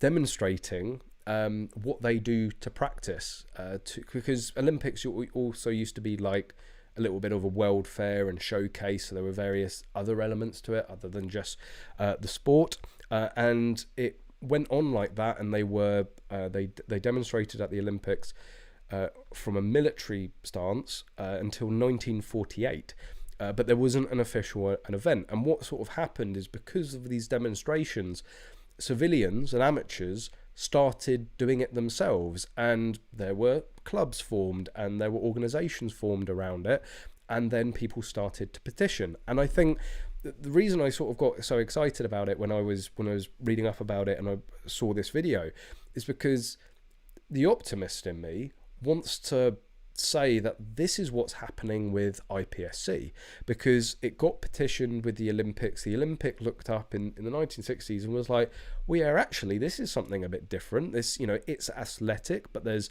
this, additional skill of accuracy as well to combine it. So, and it tends to be one of the more popular winter winter discipline. So it started in the Olympics as a fully fledged event purely from a sporting stance in the 1960s. Now, whilst IPSC doesn't have its sort of heritage or its beginnings with war or the battlefield or even necessarily the army, it comes from a policing background. All of the it was Jeff Cooper. It was created. IPSC was really created to help police officers be more proficient with their firearms, and then it's evolved into purely a sporting aspect. So there's a lot of synergies there of, you know, where it began and why it began to where it is now. And I think you can use it as an example. You could say, oh, well, things are a lot different now, as you know, things were different in the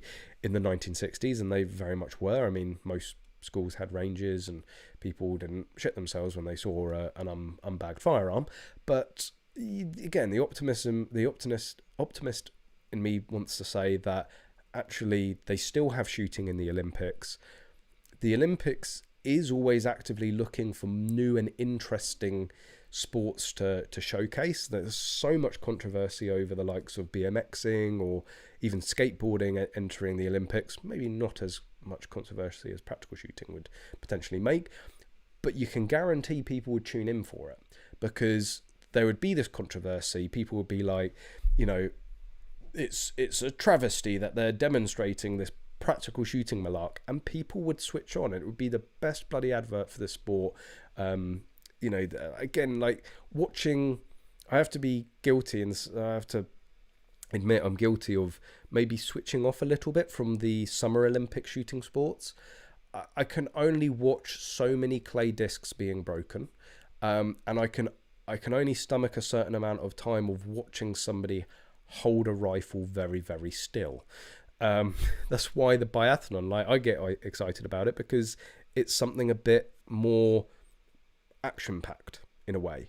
You know, it's sort of the closest thing to practical shooting in the Olympics. So maybe IPSC should be in a Winter Olympic sport. That would spice things up. I mean, you know, the UK would just, well, no, actually the Finns 100% would win, because they are used to training regularly in the snow. Cross-country skiing is bloody hard work, especially with a massive hangover. Well, you usually don't have the hangover. That usually helps. Bring back Olympic dueling, David. I mean, yeah, but no. So it's some other interesting developments, or maybe finds more recently.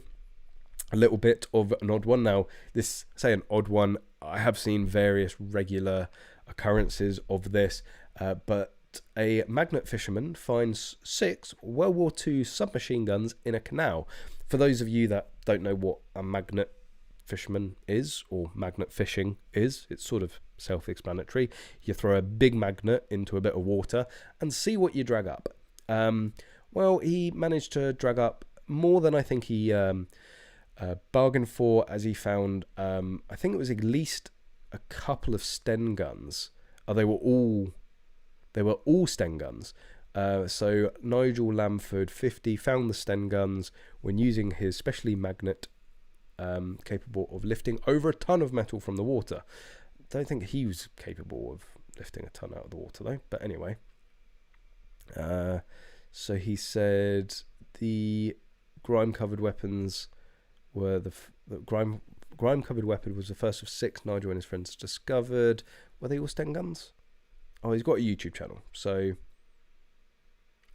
dad of 3 Nigel, who runs the UK biggest. Well, give us the fucking name of it. But anyway, could you imagine that? You know, just 6 submachine guns just pulled out with a magnet. I bet that happens a lot in America. You know, all those boating accidents and all that.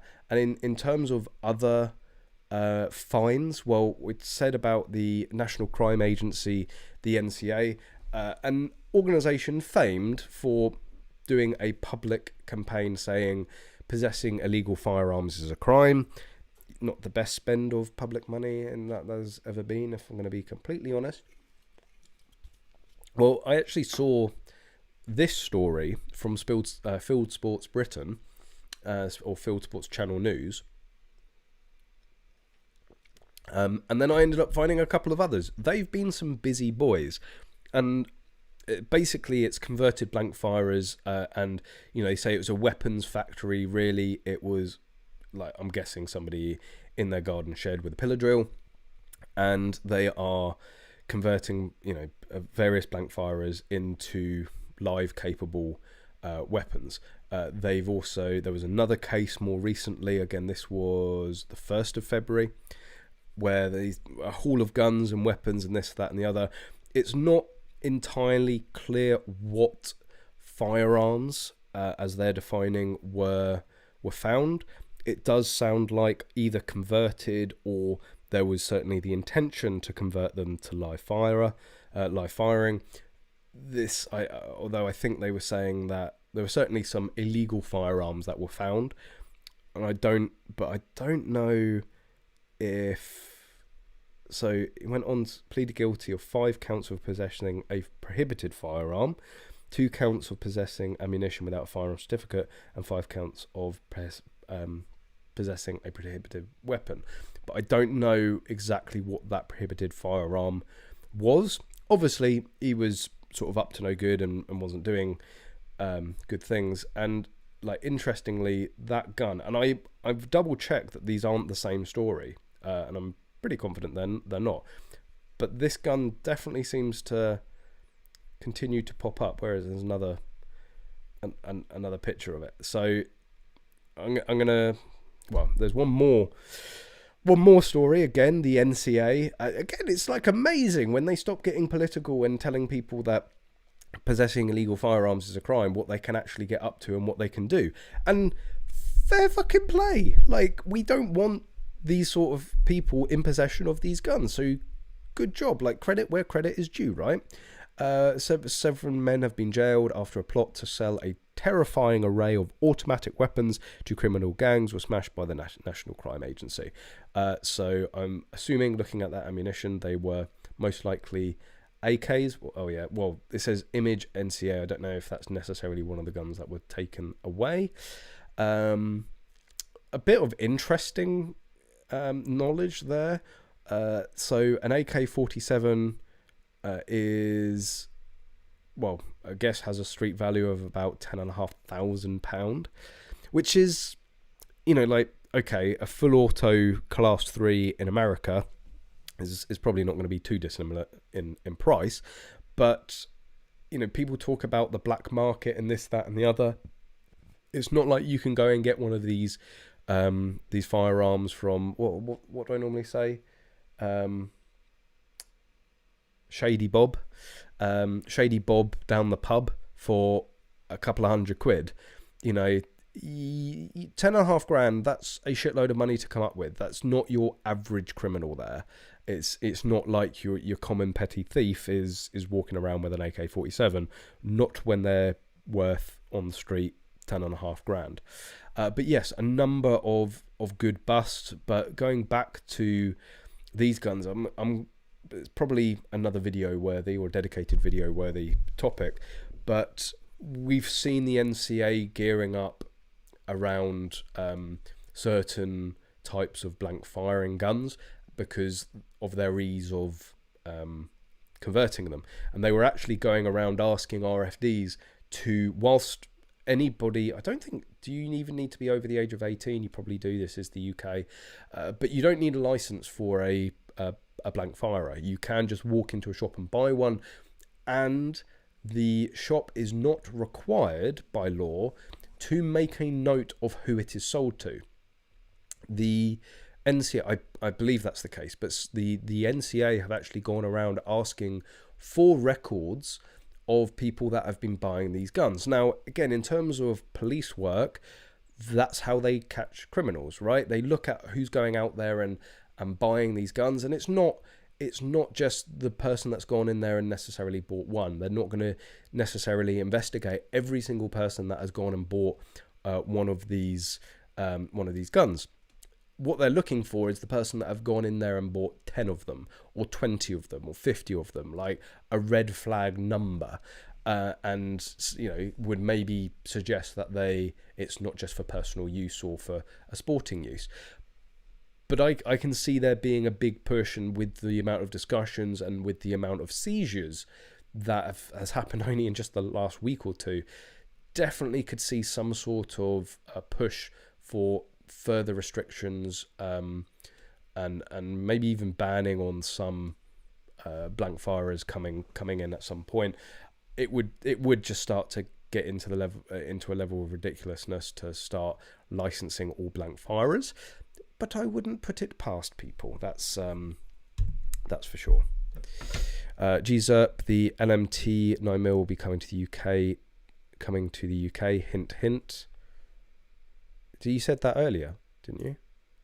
Hint, hint. I will try and get my hands on one if that's what you're hinting at. Those are 2.2 Flobet. You can get them here without a license, just 18 plus. Jeez. What you're saying? You can get them here without license, just 18 plus. Nitsa, thank you very much. Much appreciated for your support. For these USA shooting trips, is it difficult to bring your own firearms into the USA? David's already got that one for you.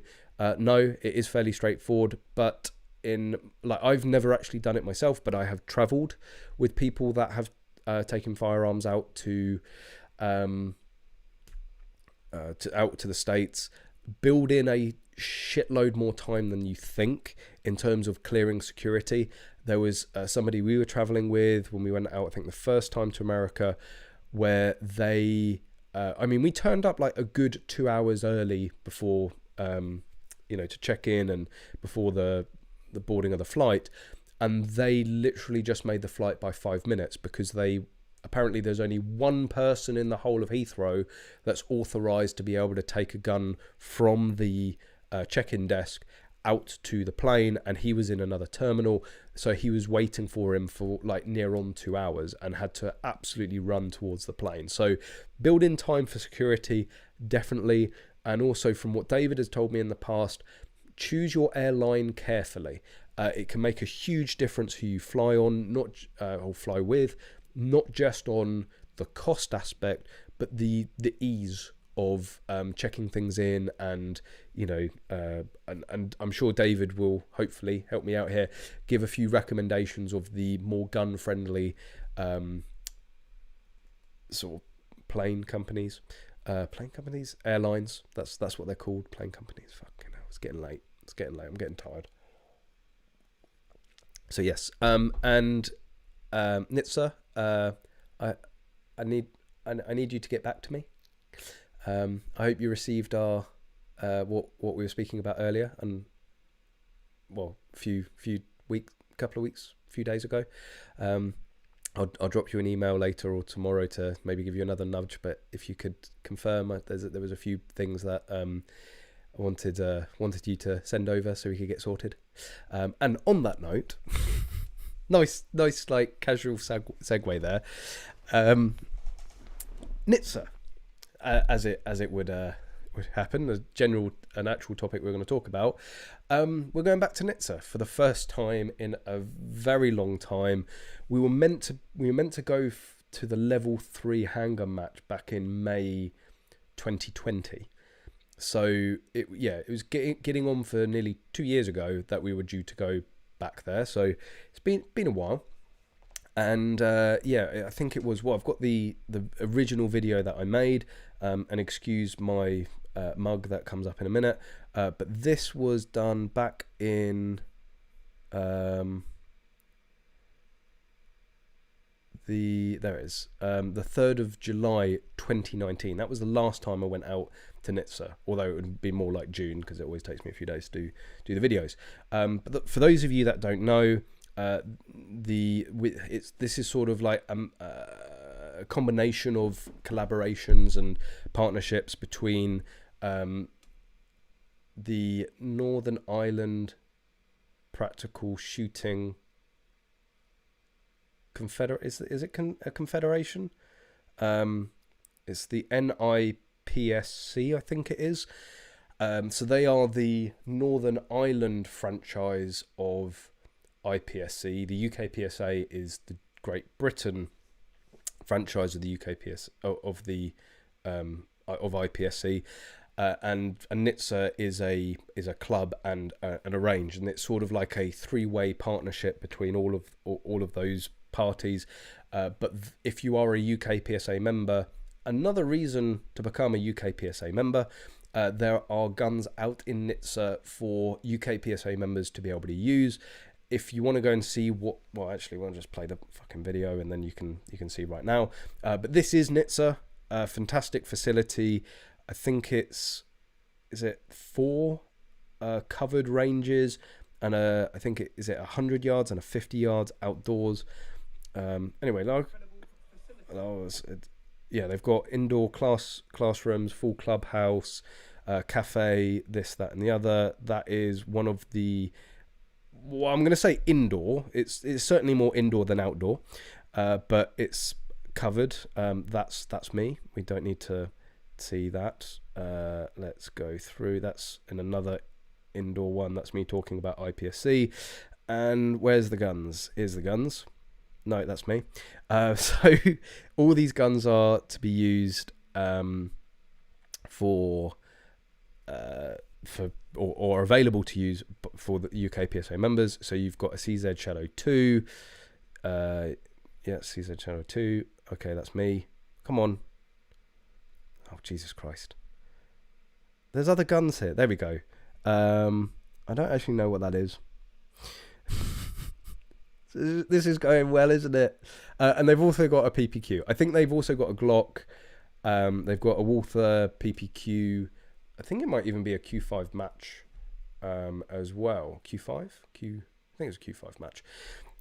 Yeah, they've got an abundance of guns. And also, you are able to join NHTSA. This is another part of the agreement that they have, is that UKPSA members can join. So get in contact with NHTSA if you want to do it. So you don't have to pay. There's a load of benefits for joining it. And I think for you or Great GB members or UKPSA members, I think it was something like £18 a month. And it worked out that all you had to do, because there's like day range fees if you're not a member and this, that, and the other, all you had to do is shoot at NHTSA twice a year, and it worked out more, or even 2 days. You had to shoot at NHTSA for 2 days, and it worked out more economical to join as a member. And if you're a member of NHTSA, you also get access to more firearms and more handguns that are specifically NHTSA club guns, not sort of put aside for UKPSA members only. So Connors and I are signing up for to NHTSA. We're hoping to be able to go out there a hell of a lot more regularly than we have during the past couple of years, but it hasn't been necessarily down to our fault. We would have wanted to have gone out a lot more, but yes, we are going out there in a couple of weeks' time for at least a day, maybe 2 days of shooting there. And of course, I'm going to be filming it. I'm going to show you more of the range and do maybe a more detailed tour. And it's very rare that I get the opportunity to show full bore 9mm handguns on this channel that aren't long barreled revolvers, so or long barrel pistols, whatever you want to call them. So yeah, there'll be some content coming out from there. If, of course, as long as it's okay with another video, but I guess they were okay with the previous one. I hope they were. So yeah, there'll be some content from that. So there's going to be some handguns on the channel, and then out in we're going to America in April. So the first half of this year looks pretty good for let's say Section 5 shooting. Should be good.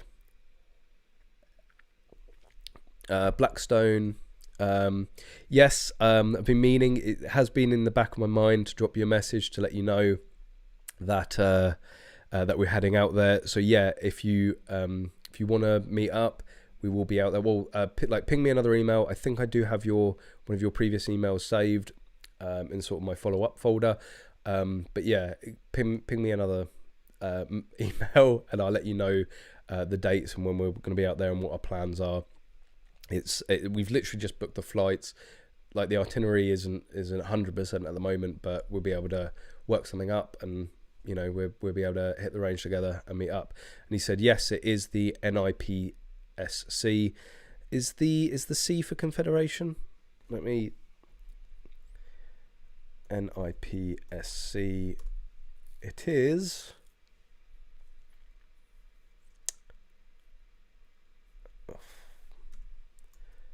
all these other weird... It's the Northern Ireland Practical Shooting Confederation. It was. I got it right. Woohoo! Grand Power, the Slovakian Grand Power. That's what it was. £10 a month, I think, for overseas. I think it was a little bit more, but anyway, it wasn't. If you're gonna go over there, I mean, there was actually a post, I think, from the UK PSA.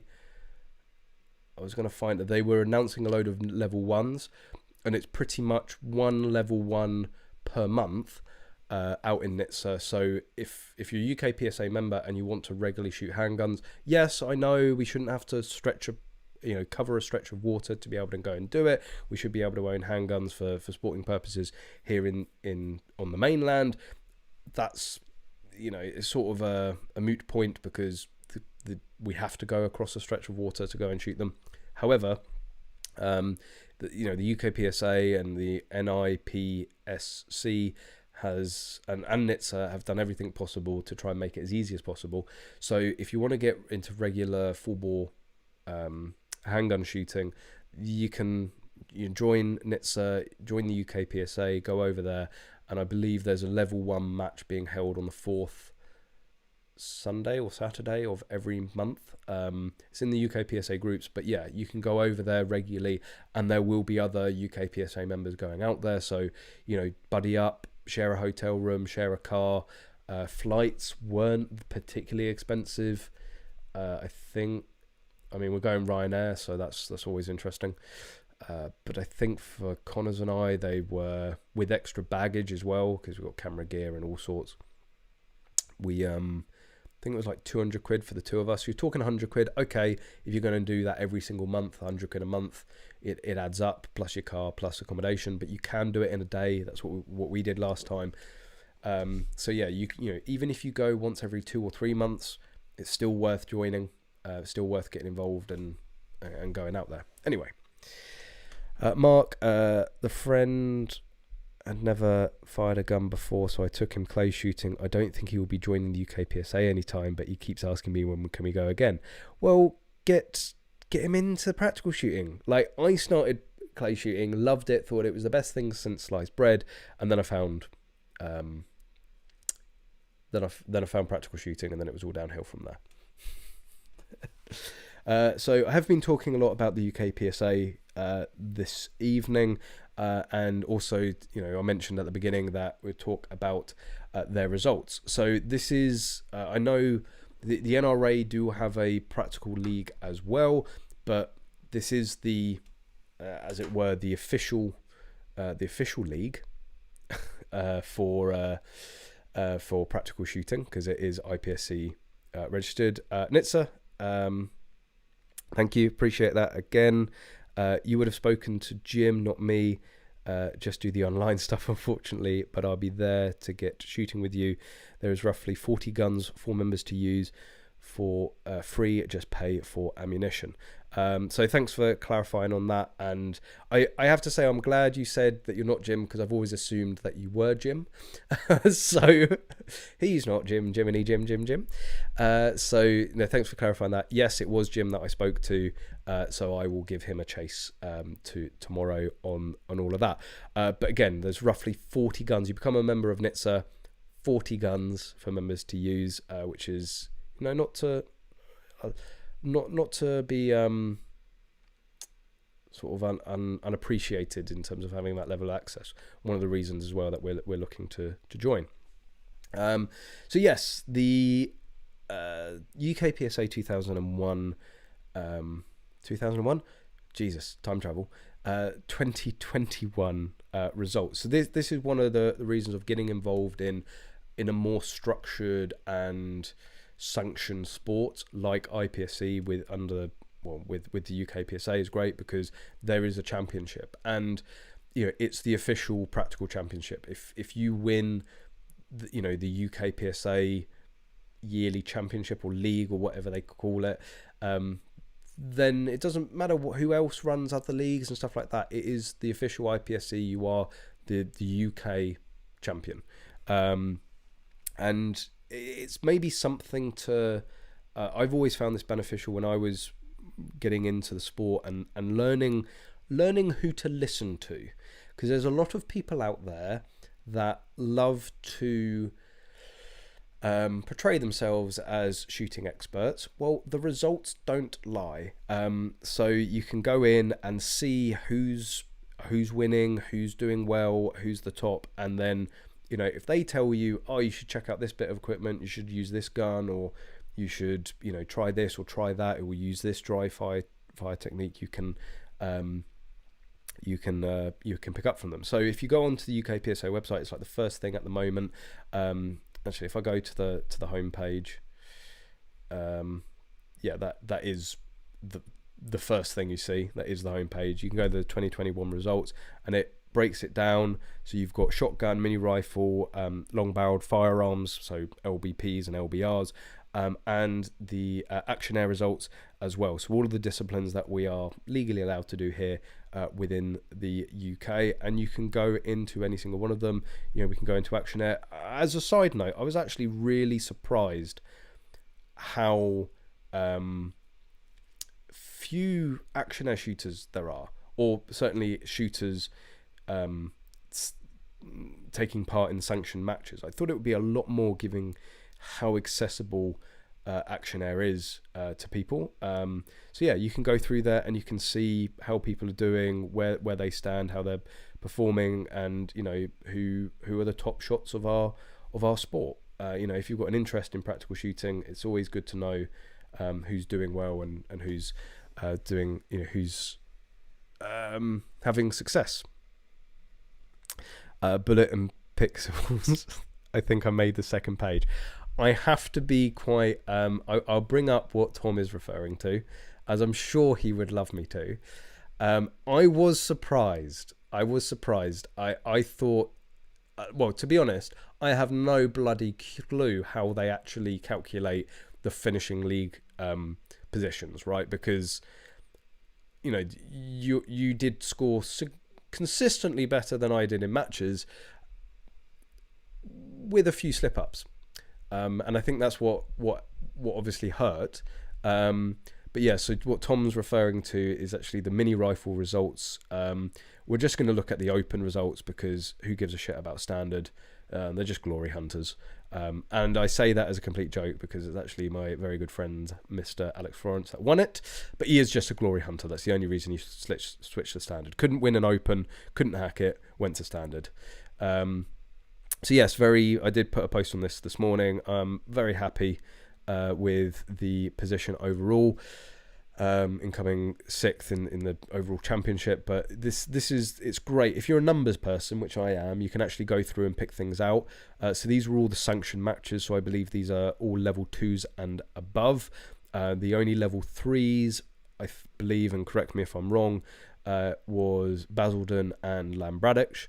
And obviously level 3 results, I believe, are weighted, which is why Tom, who actually performed better than me in, I think, all of the matches that we both shot at, and did more matches, but because of Lambradich, and I will say no more, it brought him down. So yes, I will be the first one to admit, Tom, your position on the final standings is not reflective of where you should have been. But it's still, I'm still above you. So, that's the facts of it. I ended up finishing higher, so I am obviously a better shooter than you are. I know that's hard for you to deal with, but the reality will set in overall over time. 22, mate. Come on. I thought you were a sponsored shooter. I think you need to step your game up, my friend. Anyway, you can go through and see all the results and compare yourself, how you did. As I always say, Connors and I, and this isn't intentional, right? But Connors and I tend to always be next to each other in the results. Be that overall, end of year, a match, a stage, like we very similar level shooters. But you know, of course, I am above, so you know that's all that matters. Doesn't matter if you win by an inch or a mile. Winning is winning. Says the person that came sixth overall. But anyway, it's something to build on. This is my first year of IPSC mini rifle. I'll get all the excuses in. I've been rolling them off all year. So, you know, I'm using a gun that isn't mine, isn't set up for me. It's set up for Connors. I don't shoot in between matches. Matches are my training. You know, so, you know, what you imagine what would happen if I actually trained? Or I don't know. Here's a crazy thought. Somebody gave me firearms certificates. That would be a massive help. Then I might move up those positions. Anyway, Nitsa just sent you an email with full list of club guns for members to use for free. Ooh. I don't have my emails on during during live streams because Mac, right? Oh, yes, Happy. I know you're gonna sat there jerking yourself into a tissue. Oh, his Mac can't hack it. Yeah, all right, fuck off. So I guess Nitsa, and again, thank you. I appreciate the continued support this evening. I'm not gonna show it unless you say it's okay to show it. But they have revolvers. They have Ruger GP 100, 357, 38. They have 3 Smith & Wesson 686, 357, 38. 357 38. They have a Smith & Wesson 17, 16, 17 and 22LR. Jesus Christ. Rifles CZ 455, 2 of those and 22LR, and ISSC MSR 22LR, Hammerly TAC R1. Oh, they can't all be good. In 22, they've got a Marlin and Rossi underlever 1847 and Puma 357 38. Jesus Christ. I've just got onto the 9mm. Ruger 22 Mark III target, CZ22 P09, CZ9. You've got 4 SP01 shadows, a P10F 9mm, Glock 17 Gem 4. This is all 9mm. Glock 17 Gem 4, Glock 19 Gem 4, 32 34 Gem 4s, 17 Gen 5, 2 of those, a 19 Gen 5 FS, and 3 34 Gen 5s MOS, a Glock 48 in 9mm, Glock 35 Gen 4 in 40, H&K 9mm USP, and H&K M9 P8. I look forward to shooting as many of those as possible. That's actually, I'm pretty sure I've shot an HK before. Might not have actually. Well, anyway, I'll get to tick that off hopefully. But yeah, thanks for sending that over. As you can see, a lot of benefits, a lot of guns that you can shoot if you're a member of NITSA. And also full bore. No, was there any full bore rifle stuff? Well, there was underlevers, but we can do that here. But yeah, lots of handguns, which is what we massively we miss out here.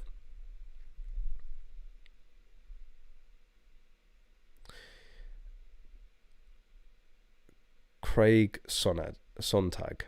One of your hidden messages is sex is a sport to some. Any way to make it last longer.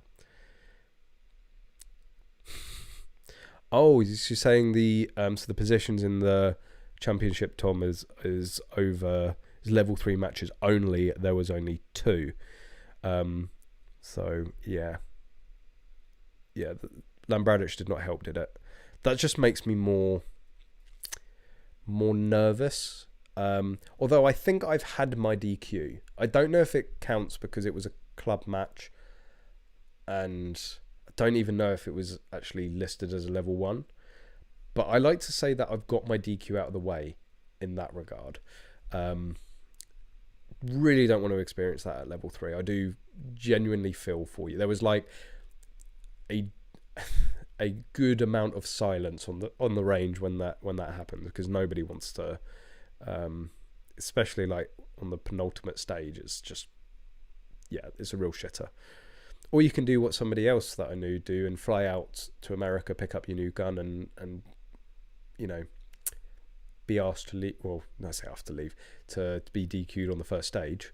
I'm sure a fair amount of people will know that story.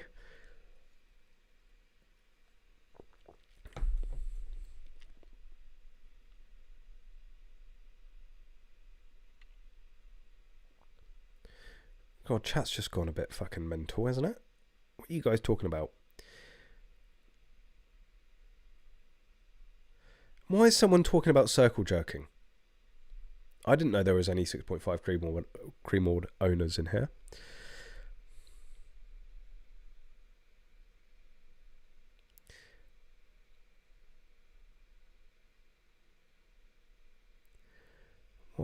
What is going on in chat? Jesus. Daniel, you are the last person to be talking about guns working.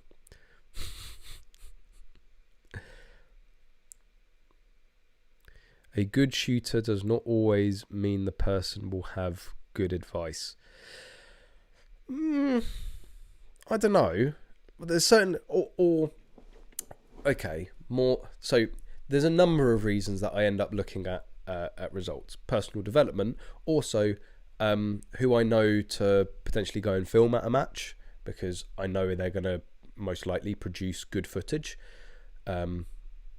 You know, unless you end up on your ass. Although that's still good footage. I think that's probably the most, you know, the most watched footage of that year. Sorry, Tom.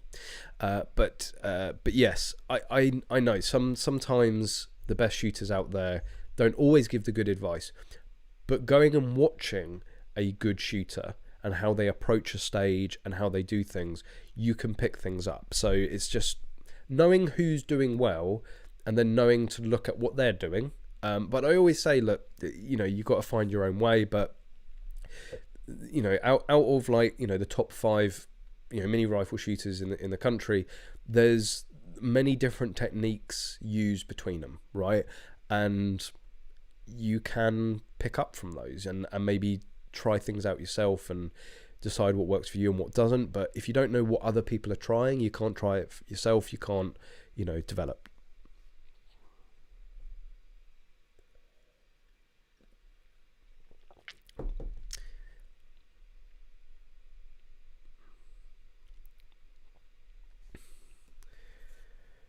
Why are we talking about Canadian snipers? Like, first of all, we're talking about sport, and this is the UK. Anyway, Daniel, you're not modding. You're not modding correctly. Come on, step it up. Nitsa is not zoned for full bore rifle at the moment, but we are hoping to build a 10-meter range for full bore. But the PSNI has not zoned us for full bore, unfortunately. Okay. Well, handguns are still big enough of a big enough of a treat for us.